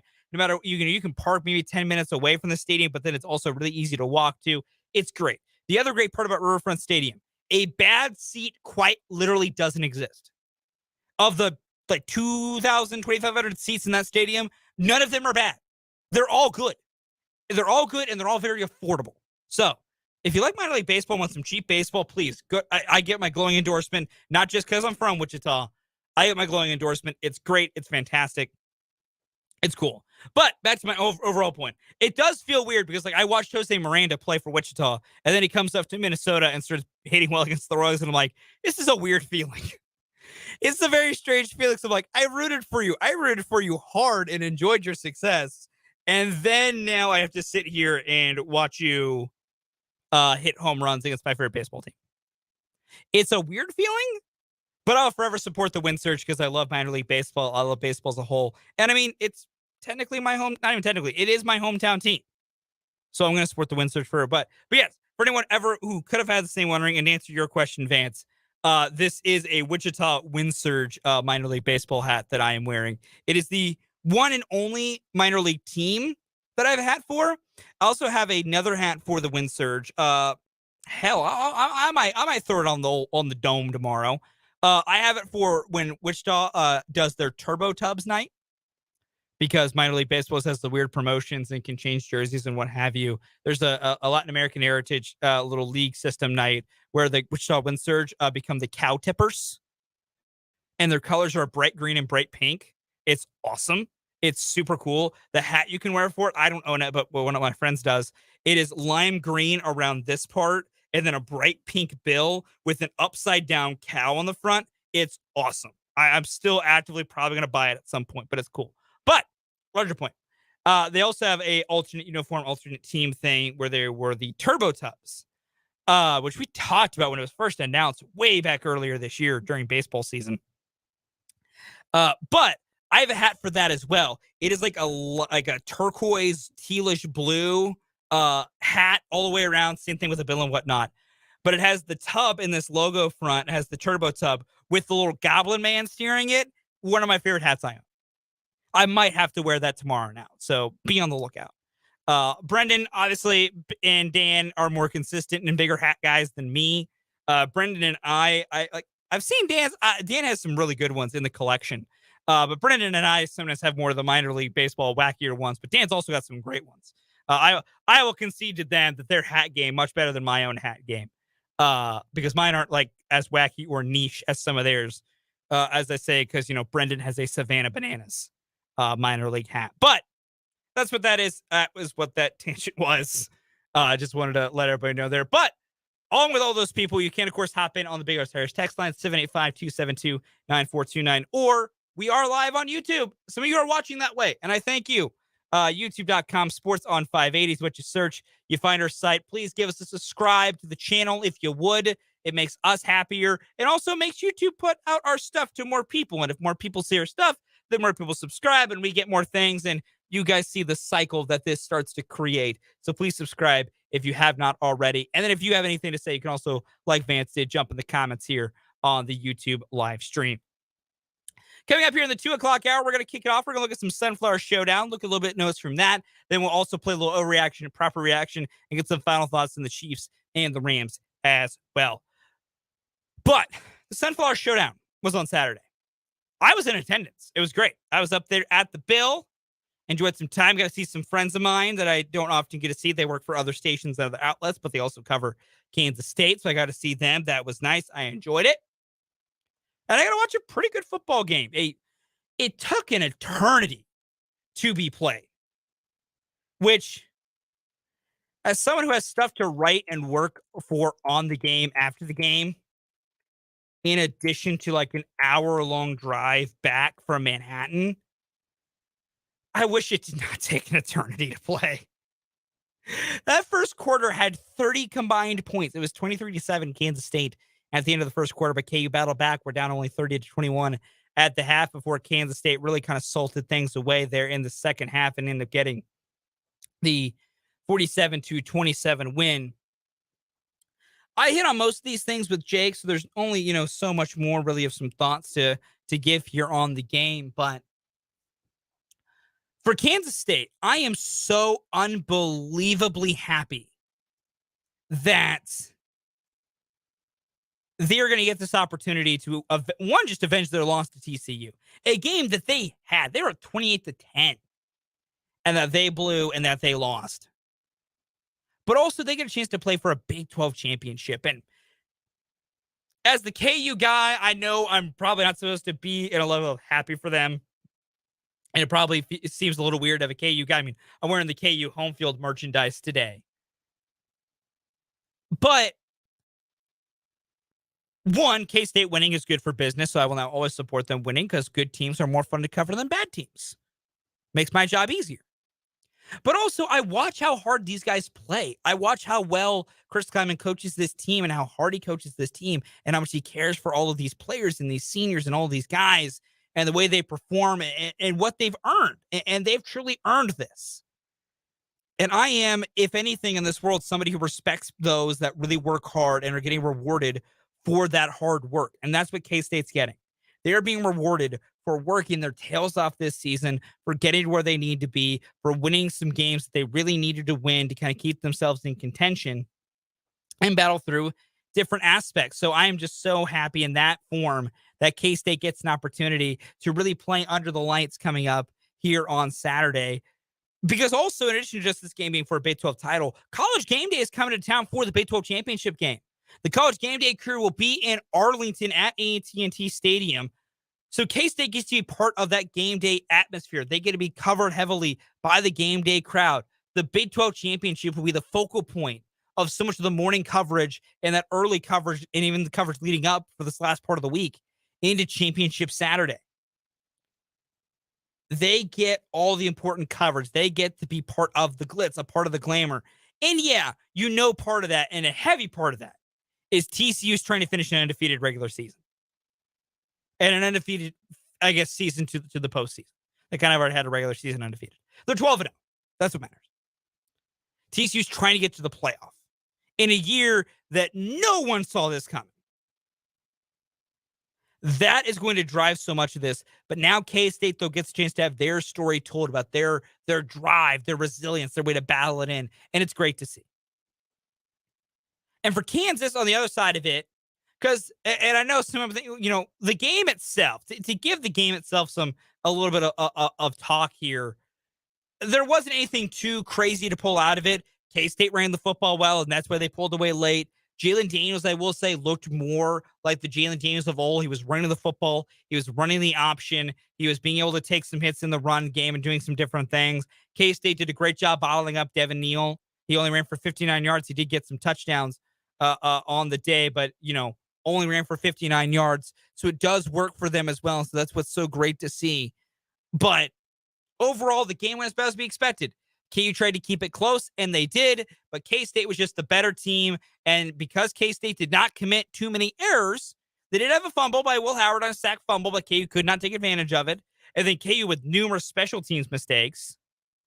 K-State was the better team, and it showed. So I don't want to make it seem like the game doesn't matter or that it's being glossed over because of how it turned out. It's just a game that, ended the way everyone expected because of how good of a team K-State is. And they showed it on Saturday. And for Kansas, there can be a little bit of a talk about, backing into a bowl game, backing into the end of the season because they started 5-0.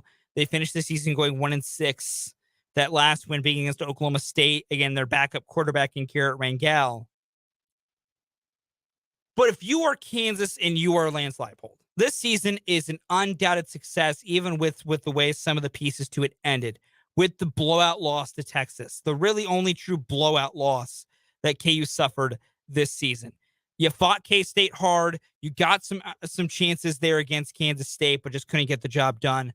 But for the Jayhawks, you found a way to still get to the 6 wins. And now it's like Jake and I said, fans don't realize this. But these extra practices KU is about to get because they have a bowl game to play are huge. And Lance Leipold speaks about it all the time and why teams that are perennial bowl teams stay perennial bowl teams because you're getting these extra 14 to 15 practices in December. If KU's regular season was over, if their season was over, if they weren't going to go to a bowl game, the guys would already be going home to a level. They would have to finish up some school, but you're done. No more practices. You can't tell them to lift weights. You can't have a lot of team activities. You're done until all the way into the spring. Whereas now, KU will get to go through pretty much the entire month of December with the team, a small break in January and February, and then you pick it right back up. There's so much you can learn and develop in this time that it's going to help KU keep Lance Leipold said after the game, after the loss to Kansas State, he still thinks this team is ahead of schedule. And these bowl practices are going to help keep them ahead of schedule. And so important.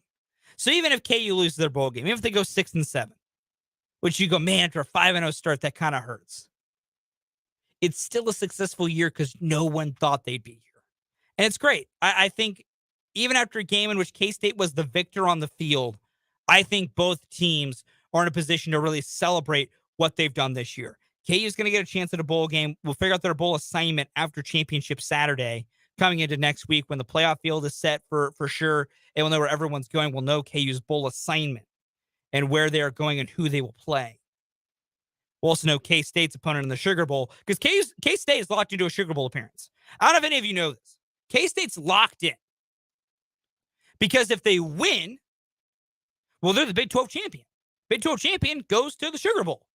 Unless the champion's in the playoff. And K-State, you're at 3 losses. You're not going to the playoff. You're going to a Sugar Bowl. And if you lose, you're the second best team in the Big 12. You're going to the Sugar Bowl, because TCU's going to the college football playoff at 13-0.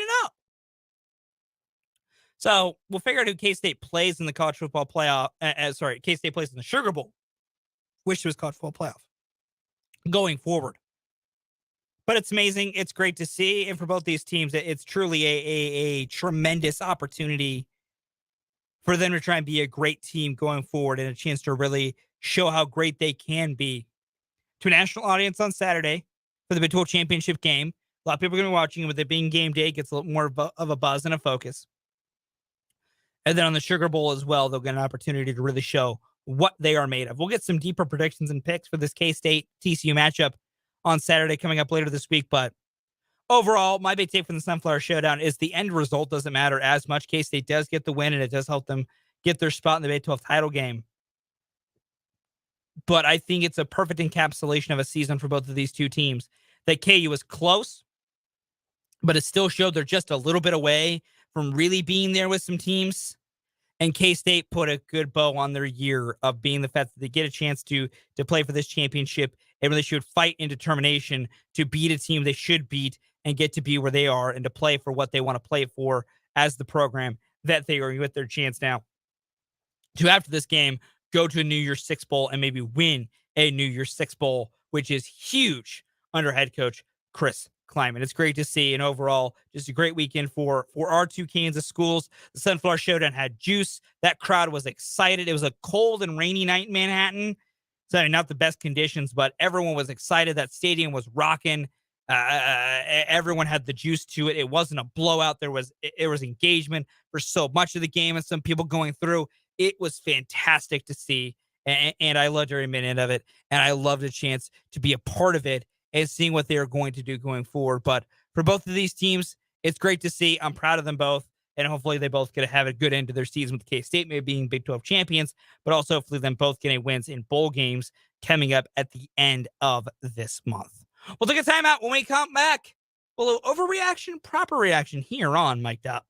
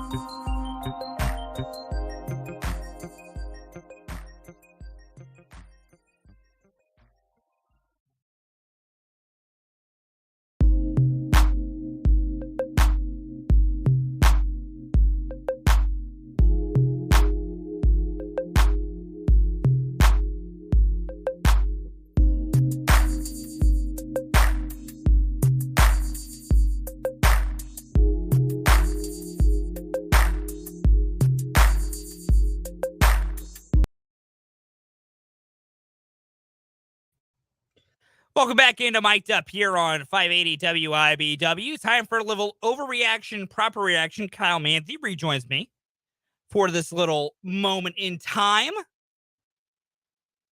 Kyle, this one is pretty simple for me. Overreaction or proper reaction? The Denver Broncos have screwed themselves for the next 5 years. I think that's a proper reaction. Maybe it's closer to 3 years, but it's definitely not looking good for them right now or in the near or long future. No, it's terrible. And for me, it goes to one simple thing. And I'm going to pull up the contract here as I fail my ability to type on a keyboard. And it comes down to Russell Wilson's contract. Because let's go with the idea that he's pretty well washed. And so you're not really going to do much, even if you think he can play a little bit better. But let's go with the idea that what you need to be really competitive is you're still looking for a quarterback. You really don't get a realistic chance at that until 2027. His dead cap next year, because, I mean, you're not going to cut him, but let's say, like, if you wanted to, $107 million. Then it goes down to 85. Then 49.6. And then when there's a potential out, it's because it drops to 31.2. It only drops to a manageable 12.8 in 2027. Now, in 2026, where it's 31.2, you are still technically saving $27 million because his cap hits 58.4. Which also, by the way, Russell Wilson at 38 years old is said to have a $58.4 million cap hit. Good Lord. But that's my thing of, like, if your idea is we eventually will need to move on from Russ to be where we want to be, that ain't happening for a while. So I'm with you. I think it's kind of the proper reaction. They've really screwed themselves. And they've screwed themselves for a while. Because for whatever reason, they gave him an extension before he played it down. They could have waited. They could have seen what they're watching right now. And be like, man, we only give draft capital. We're 2 years, hard reset. We're good. It was such a mistake. It was such a mistake. No, it's probably a proper reaction. I'm with you. Yeah, because their defense is good. They have other pieces on offense. Yeah, It's just the contract. Great. Their defense is one of the best, if not the best, in the league. If they had simply just done the trade, it would have hurt them for this year and next year. Yeah. But if they just not done the contract, they'd be okay.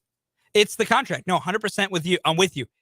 And that's why I say about 5 years, the contract just screwed them over completely. My overreaction, proper reaction. Are the Philadelphia Eagles the second best offense in the league? I'm putting the Chiefs at number 1. I think we can both agree on that. Just on a statistical and Patrick Mahomes basis. I'll put them at number 1. Are the Eagles the number 2 offense in the league? Man. I think that's the right way to view it. Because look at their game against Green Bay on Sunday night. One, yes, Green Bay could not tackle a soul to save their lives. Brendan, I'm sorry if you're listening. If you are, close your ears. They couldn't tackle anyone. It was embarrassing watching Green Bay try and tackle in that football game. But then look at how well they play and look at the pieces on that offense and how they do it. Jalen Hurts is playing well enough throwing the football. And he is such a smart runner. And such a strong runner, too. Like, they talked about on the broadcast. I also thought they honestly would have mentioned it more just because it's the type of thing that a broadcast likes to belabor home. He squats like 500-600 pounds. Like, that's insane for a quarterback. Then Miles Sanders runs the football very well. Kenneth Gainwell, not too shabby running the football. Even Boston Scott, with that little tiny man throwing it in there, can usually run the football well. Then you look at the receiving core. Devontae Smith and A.J. Brown are good. Quez Watkins can really run. Like, you look at everything piece of that, and then you add into it. And this is, I think, the other part. Look at that Philadelphia offensive line. Look at that Eagles offensive line. That is important. I will say, just to tag this into our discussion here, Kyle, we have a texter in from the Big O Tires text line who makes a small correct point. Who have the Eagles really beaten that's decent besides the Cowboys? And this person describes them as they're Cowboys, so I assume they're a Cowboys fan. That's valid to an extent. Here are the teams Philadelphia's beat: Detroit, Minnesota, Washington, Jacksonville, Arizona, the aforementioned Dallas Cowboys, the Steelers, the Texans. They lost to the Commanders in the rematch, the Colts, the Packers. I do not disagree on that take. I will add to that take, though. That take applies to literally every NFC East team. Like, I don't agree with you. I don't disagree with you, Texter. And the question of, well, who have they really beaten? I asked you the same thing about your Dallas Cowboys. The Bengals in week 2, shell of themselves. The Giants, we can go on the fraud debate. Also, they're an NFC East team to have the conversation. Commanders, okay. Rams, frauds. Detroit, bad. Chicago, not good. You lost to Green Bay. Minnesota, absolute frauds. Giants again. Like, I don't disagree that there can be question marks on the Eagles, Texter. I'm not trying to, like, take shots here or really pick a fight. Like, it's all good. But I'm just saying that argument applies to literally every NFC East team. It applies right back to those same Dallas Cowboys. Like, you can only play who's in front of you. But back to your original point, Kyle. Given the way this offensive line is constructed and the way they play, the way they can pass protect and run block, the way that running game has been schemed up, the way the receivers play, I think it might actually be the second best offense in the NFL. Because they've had their lows, like, man, did they struggle against the Colts. And they showed an ability to kind of go quiet if you can really rein in the receivers a little bit. You can find a way to stymie some things. But look at what's all, and to me, them playing better is not even always just about the offense. It's that defense usually plays pretty well. Granted, the second half, the Eagles forgot how to play defense, especially when Jordan Love came in the game. Apparently, the Eagles forgot that means you still have to try. But I think I might be with you. I think they might be the second best offense. I think it's actually the proper take to have. That's not what I felt like I wanted to challenge that a bit, but I think you're just right. And for the record, I threw it out there. I don't know if I entirely agree with it. I think I would still put the Bills a little bit above. You would put Eagles. the Bills up there. Yeah, because it's Josh Allen and he's terrifying. You know, that's a fair point. But I to devil's advocate this little moment here. I get your point on the Bills because they have Josh Allen. But the Eagles are a more complete offense. Bills' offensive line, not as good. Bills' running game from a running back perspective, definitely not as good. Devin Singletary is so hot and cold when he wants to even be semi-competent, and then Nyheim Hines is just a receiving back. And then the receivers, I think I actually lean Philly. Because Stephon Diggs is the best of the group. But the depth goes to Philly. Because Gabe Davis has not been as good as we all wanted him to be. And Isaiah McKenzie is kind of good. And then tight end, when healthy, Dallas Goedert better than Dawson Knox. So I get your point. And the quarterback is good. And there's a text from 75 who agrees with you that number 2 in the NFC, maybe the Bills are number 2 overall. I get both of your points, but look at the whole sum of the parts. Yes, Josh Allen makes any offense terrifying. I don't disagree. That man's a very good quarterback. But at the same time, when you put all those pieces together, because that's what's important when evaluating an offense, I think you got to lean Philly a little bit. My last overreaction, proper reaction for you, Kyle. We'll go to the college football for this one. Overreaction or proper reaction. TCU has to win on Saturday to make the college football playoff. I want to say that's a proper reaction just because of the way that college football typically treats the Big 12, that something's going to break in a way that they just won't get in unless they beat K-State. So I'd say that's a proper reaction. That's about where I'm at, too. We had this debate in the office, Jake, before he left, along with Brendan and Dan and myself, we're kind of trying to discuss it. It'll come down to when the new college football playoff rankings come out tomorrow, who is at 3 and at 4. But I mean, USC, if they win the Pac-12 title, they're a one-loss Pac-12 champion. Now Utah is going to give them a fight, but they could do it. You would have 12-1 non-Big 12 champion TCU. So USC is probably in. TCU has a problem there. And then it comes down to, what do you do with Ohio State? Because Alabama and Tennessee, get them out of here. They're done. There are 2 losses. They're out of here. Ohio State is an interesting question for me because they are now 11-1. They will not play for a Big Ten championship game because the Big Ten still does divisions stupidly. Because Michigan's going to be 13-0. Michigan is going to treat Purdue like a very, very bad whipping boy. Like, don't watch that game. It will not be fun. Sorry, spoiler maker fans out there. They ain't going to be spoiling anything. Michigan's going to roll. And then Georgia's probably going to steamroll LSU, and they're going to be 13-0. So there's your 1 and your 2.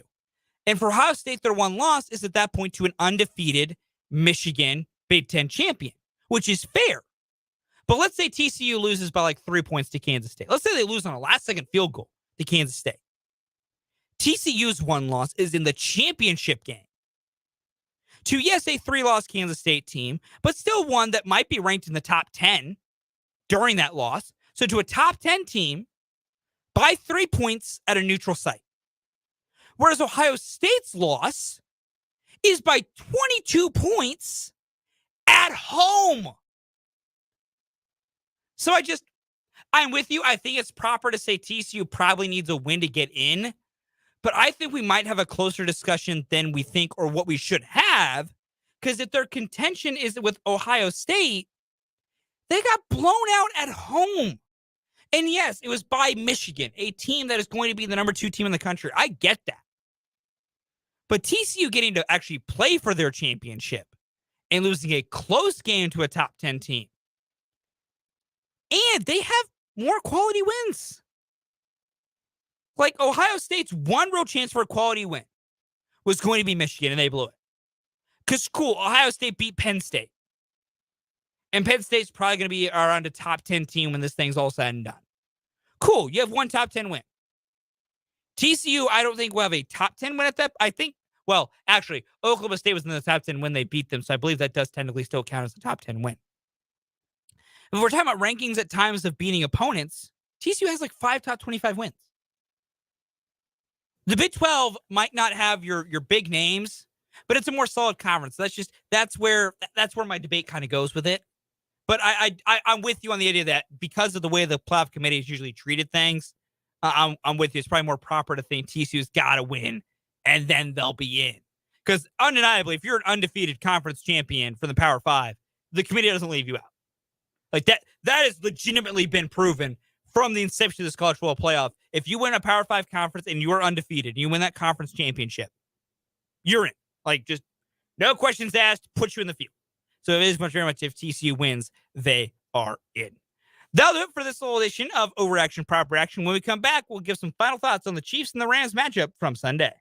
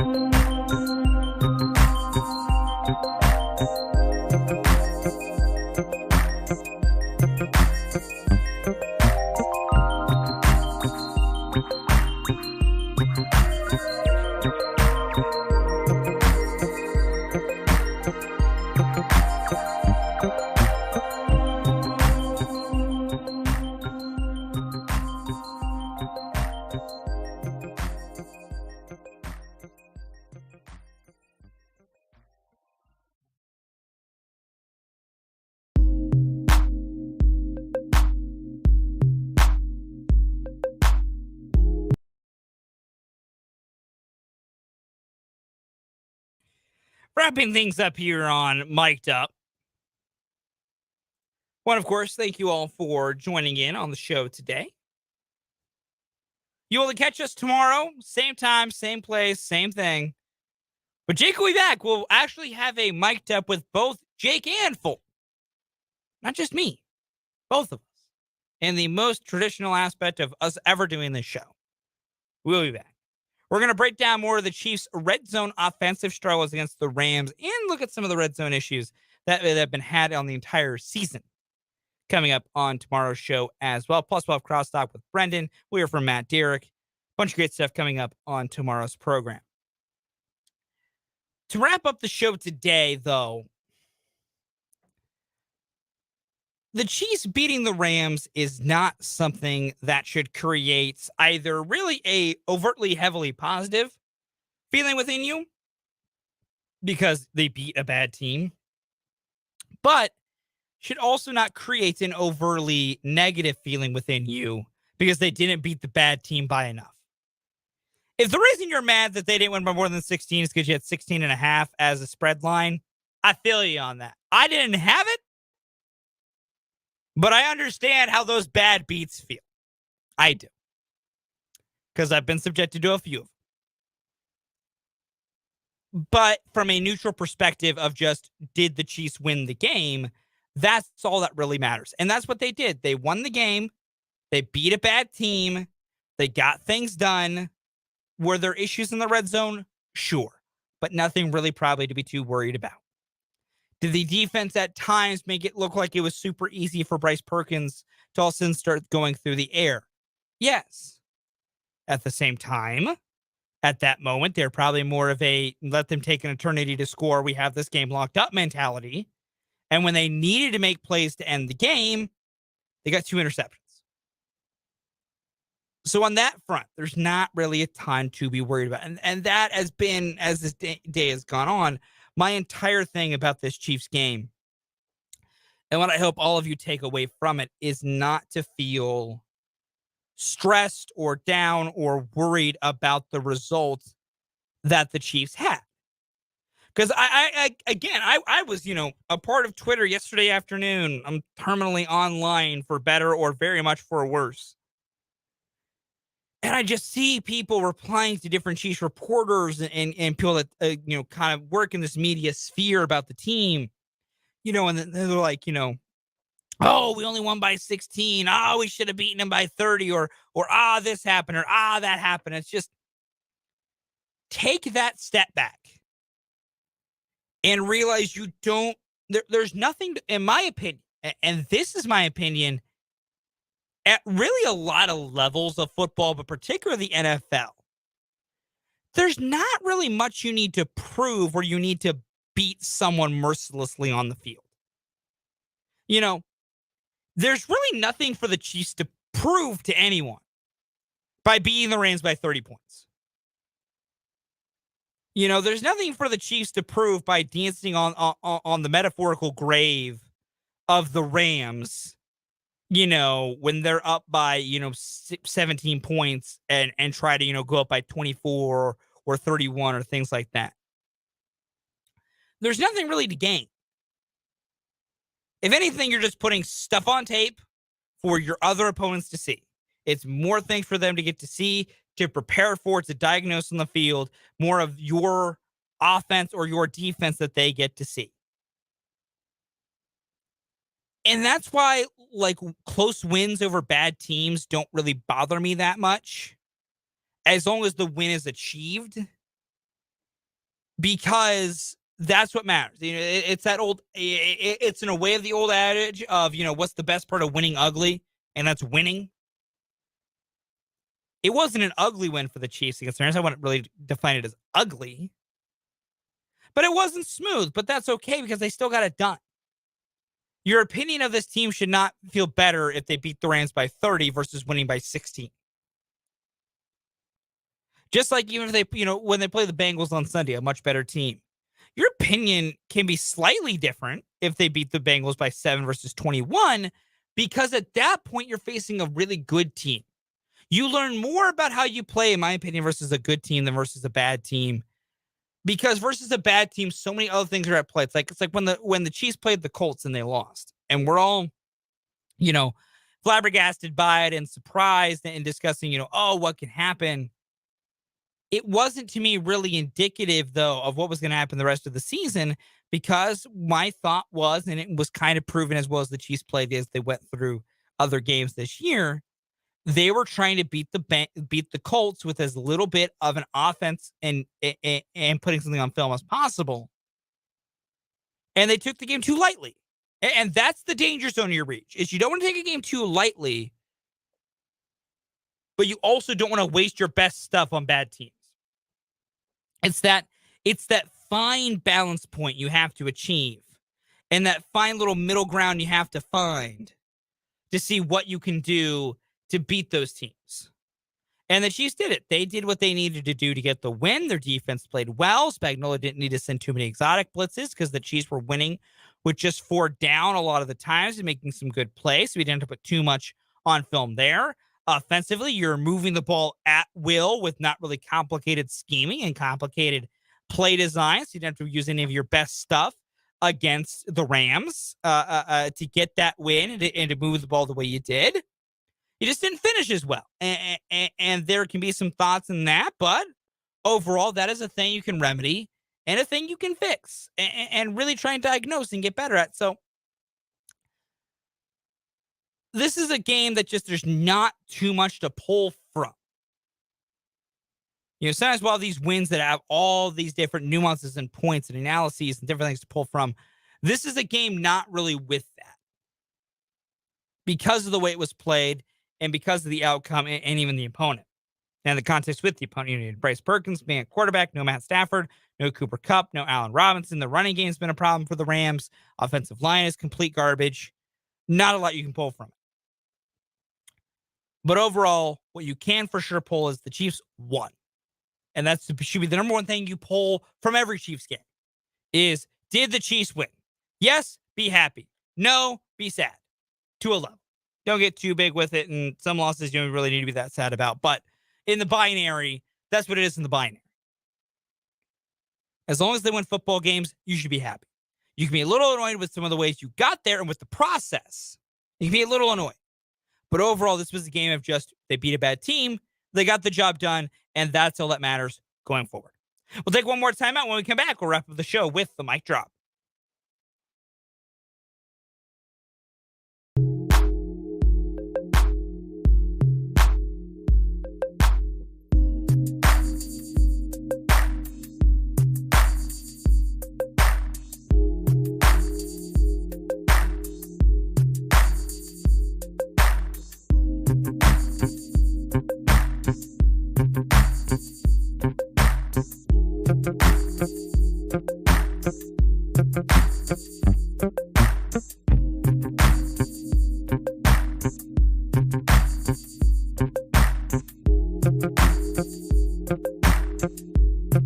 Thank you.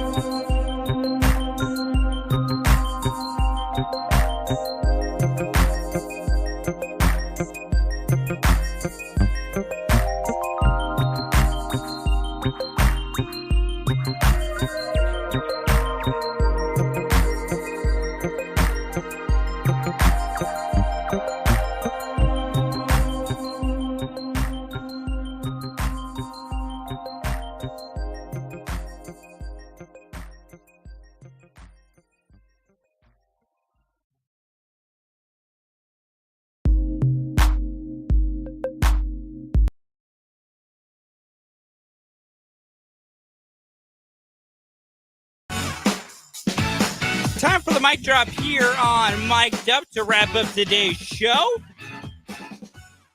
I got one thing only. I am very happy that K-State gets an opportunity to play for a Big 12 championship coming up on Saturday. That was a fun Sunflower Showdown. It had juice. It had energy. People were excited. People were invested. And it wasn't a complete blow up that by the end of the first quarter, everyone lost their interest. It was a game that entering into the fourth quarter, people were paying attention to because there was still a chance you felt for KU to find a way to get themselves back into the football game. That's what this rivalry needed. It lived up to it coming out on Saturday. I'm excited for the Sunflower Showdowns to come. I'm excited for Kansas and Kansas State to get to wrap up their years. K-State gets a chance to debate to a title before their bowl game when they will go to the Sugar Bowl and against somebody. And then it's going to be exciting for KU for whatever bowl assignment that they get. When we find that out next week, I'll be excited for it. I'll be watching it. I'll be tuned into it. Just a great weekend of college sports and a great way to kind of bow and wrap up the regular season for our two great schools here in this part of the state, in the great state of Kansas. So it should be fun. We'll look more into K-State's match with TCU coming up throughout the week and give you a prediction coming up on Friday's show before that game.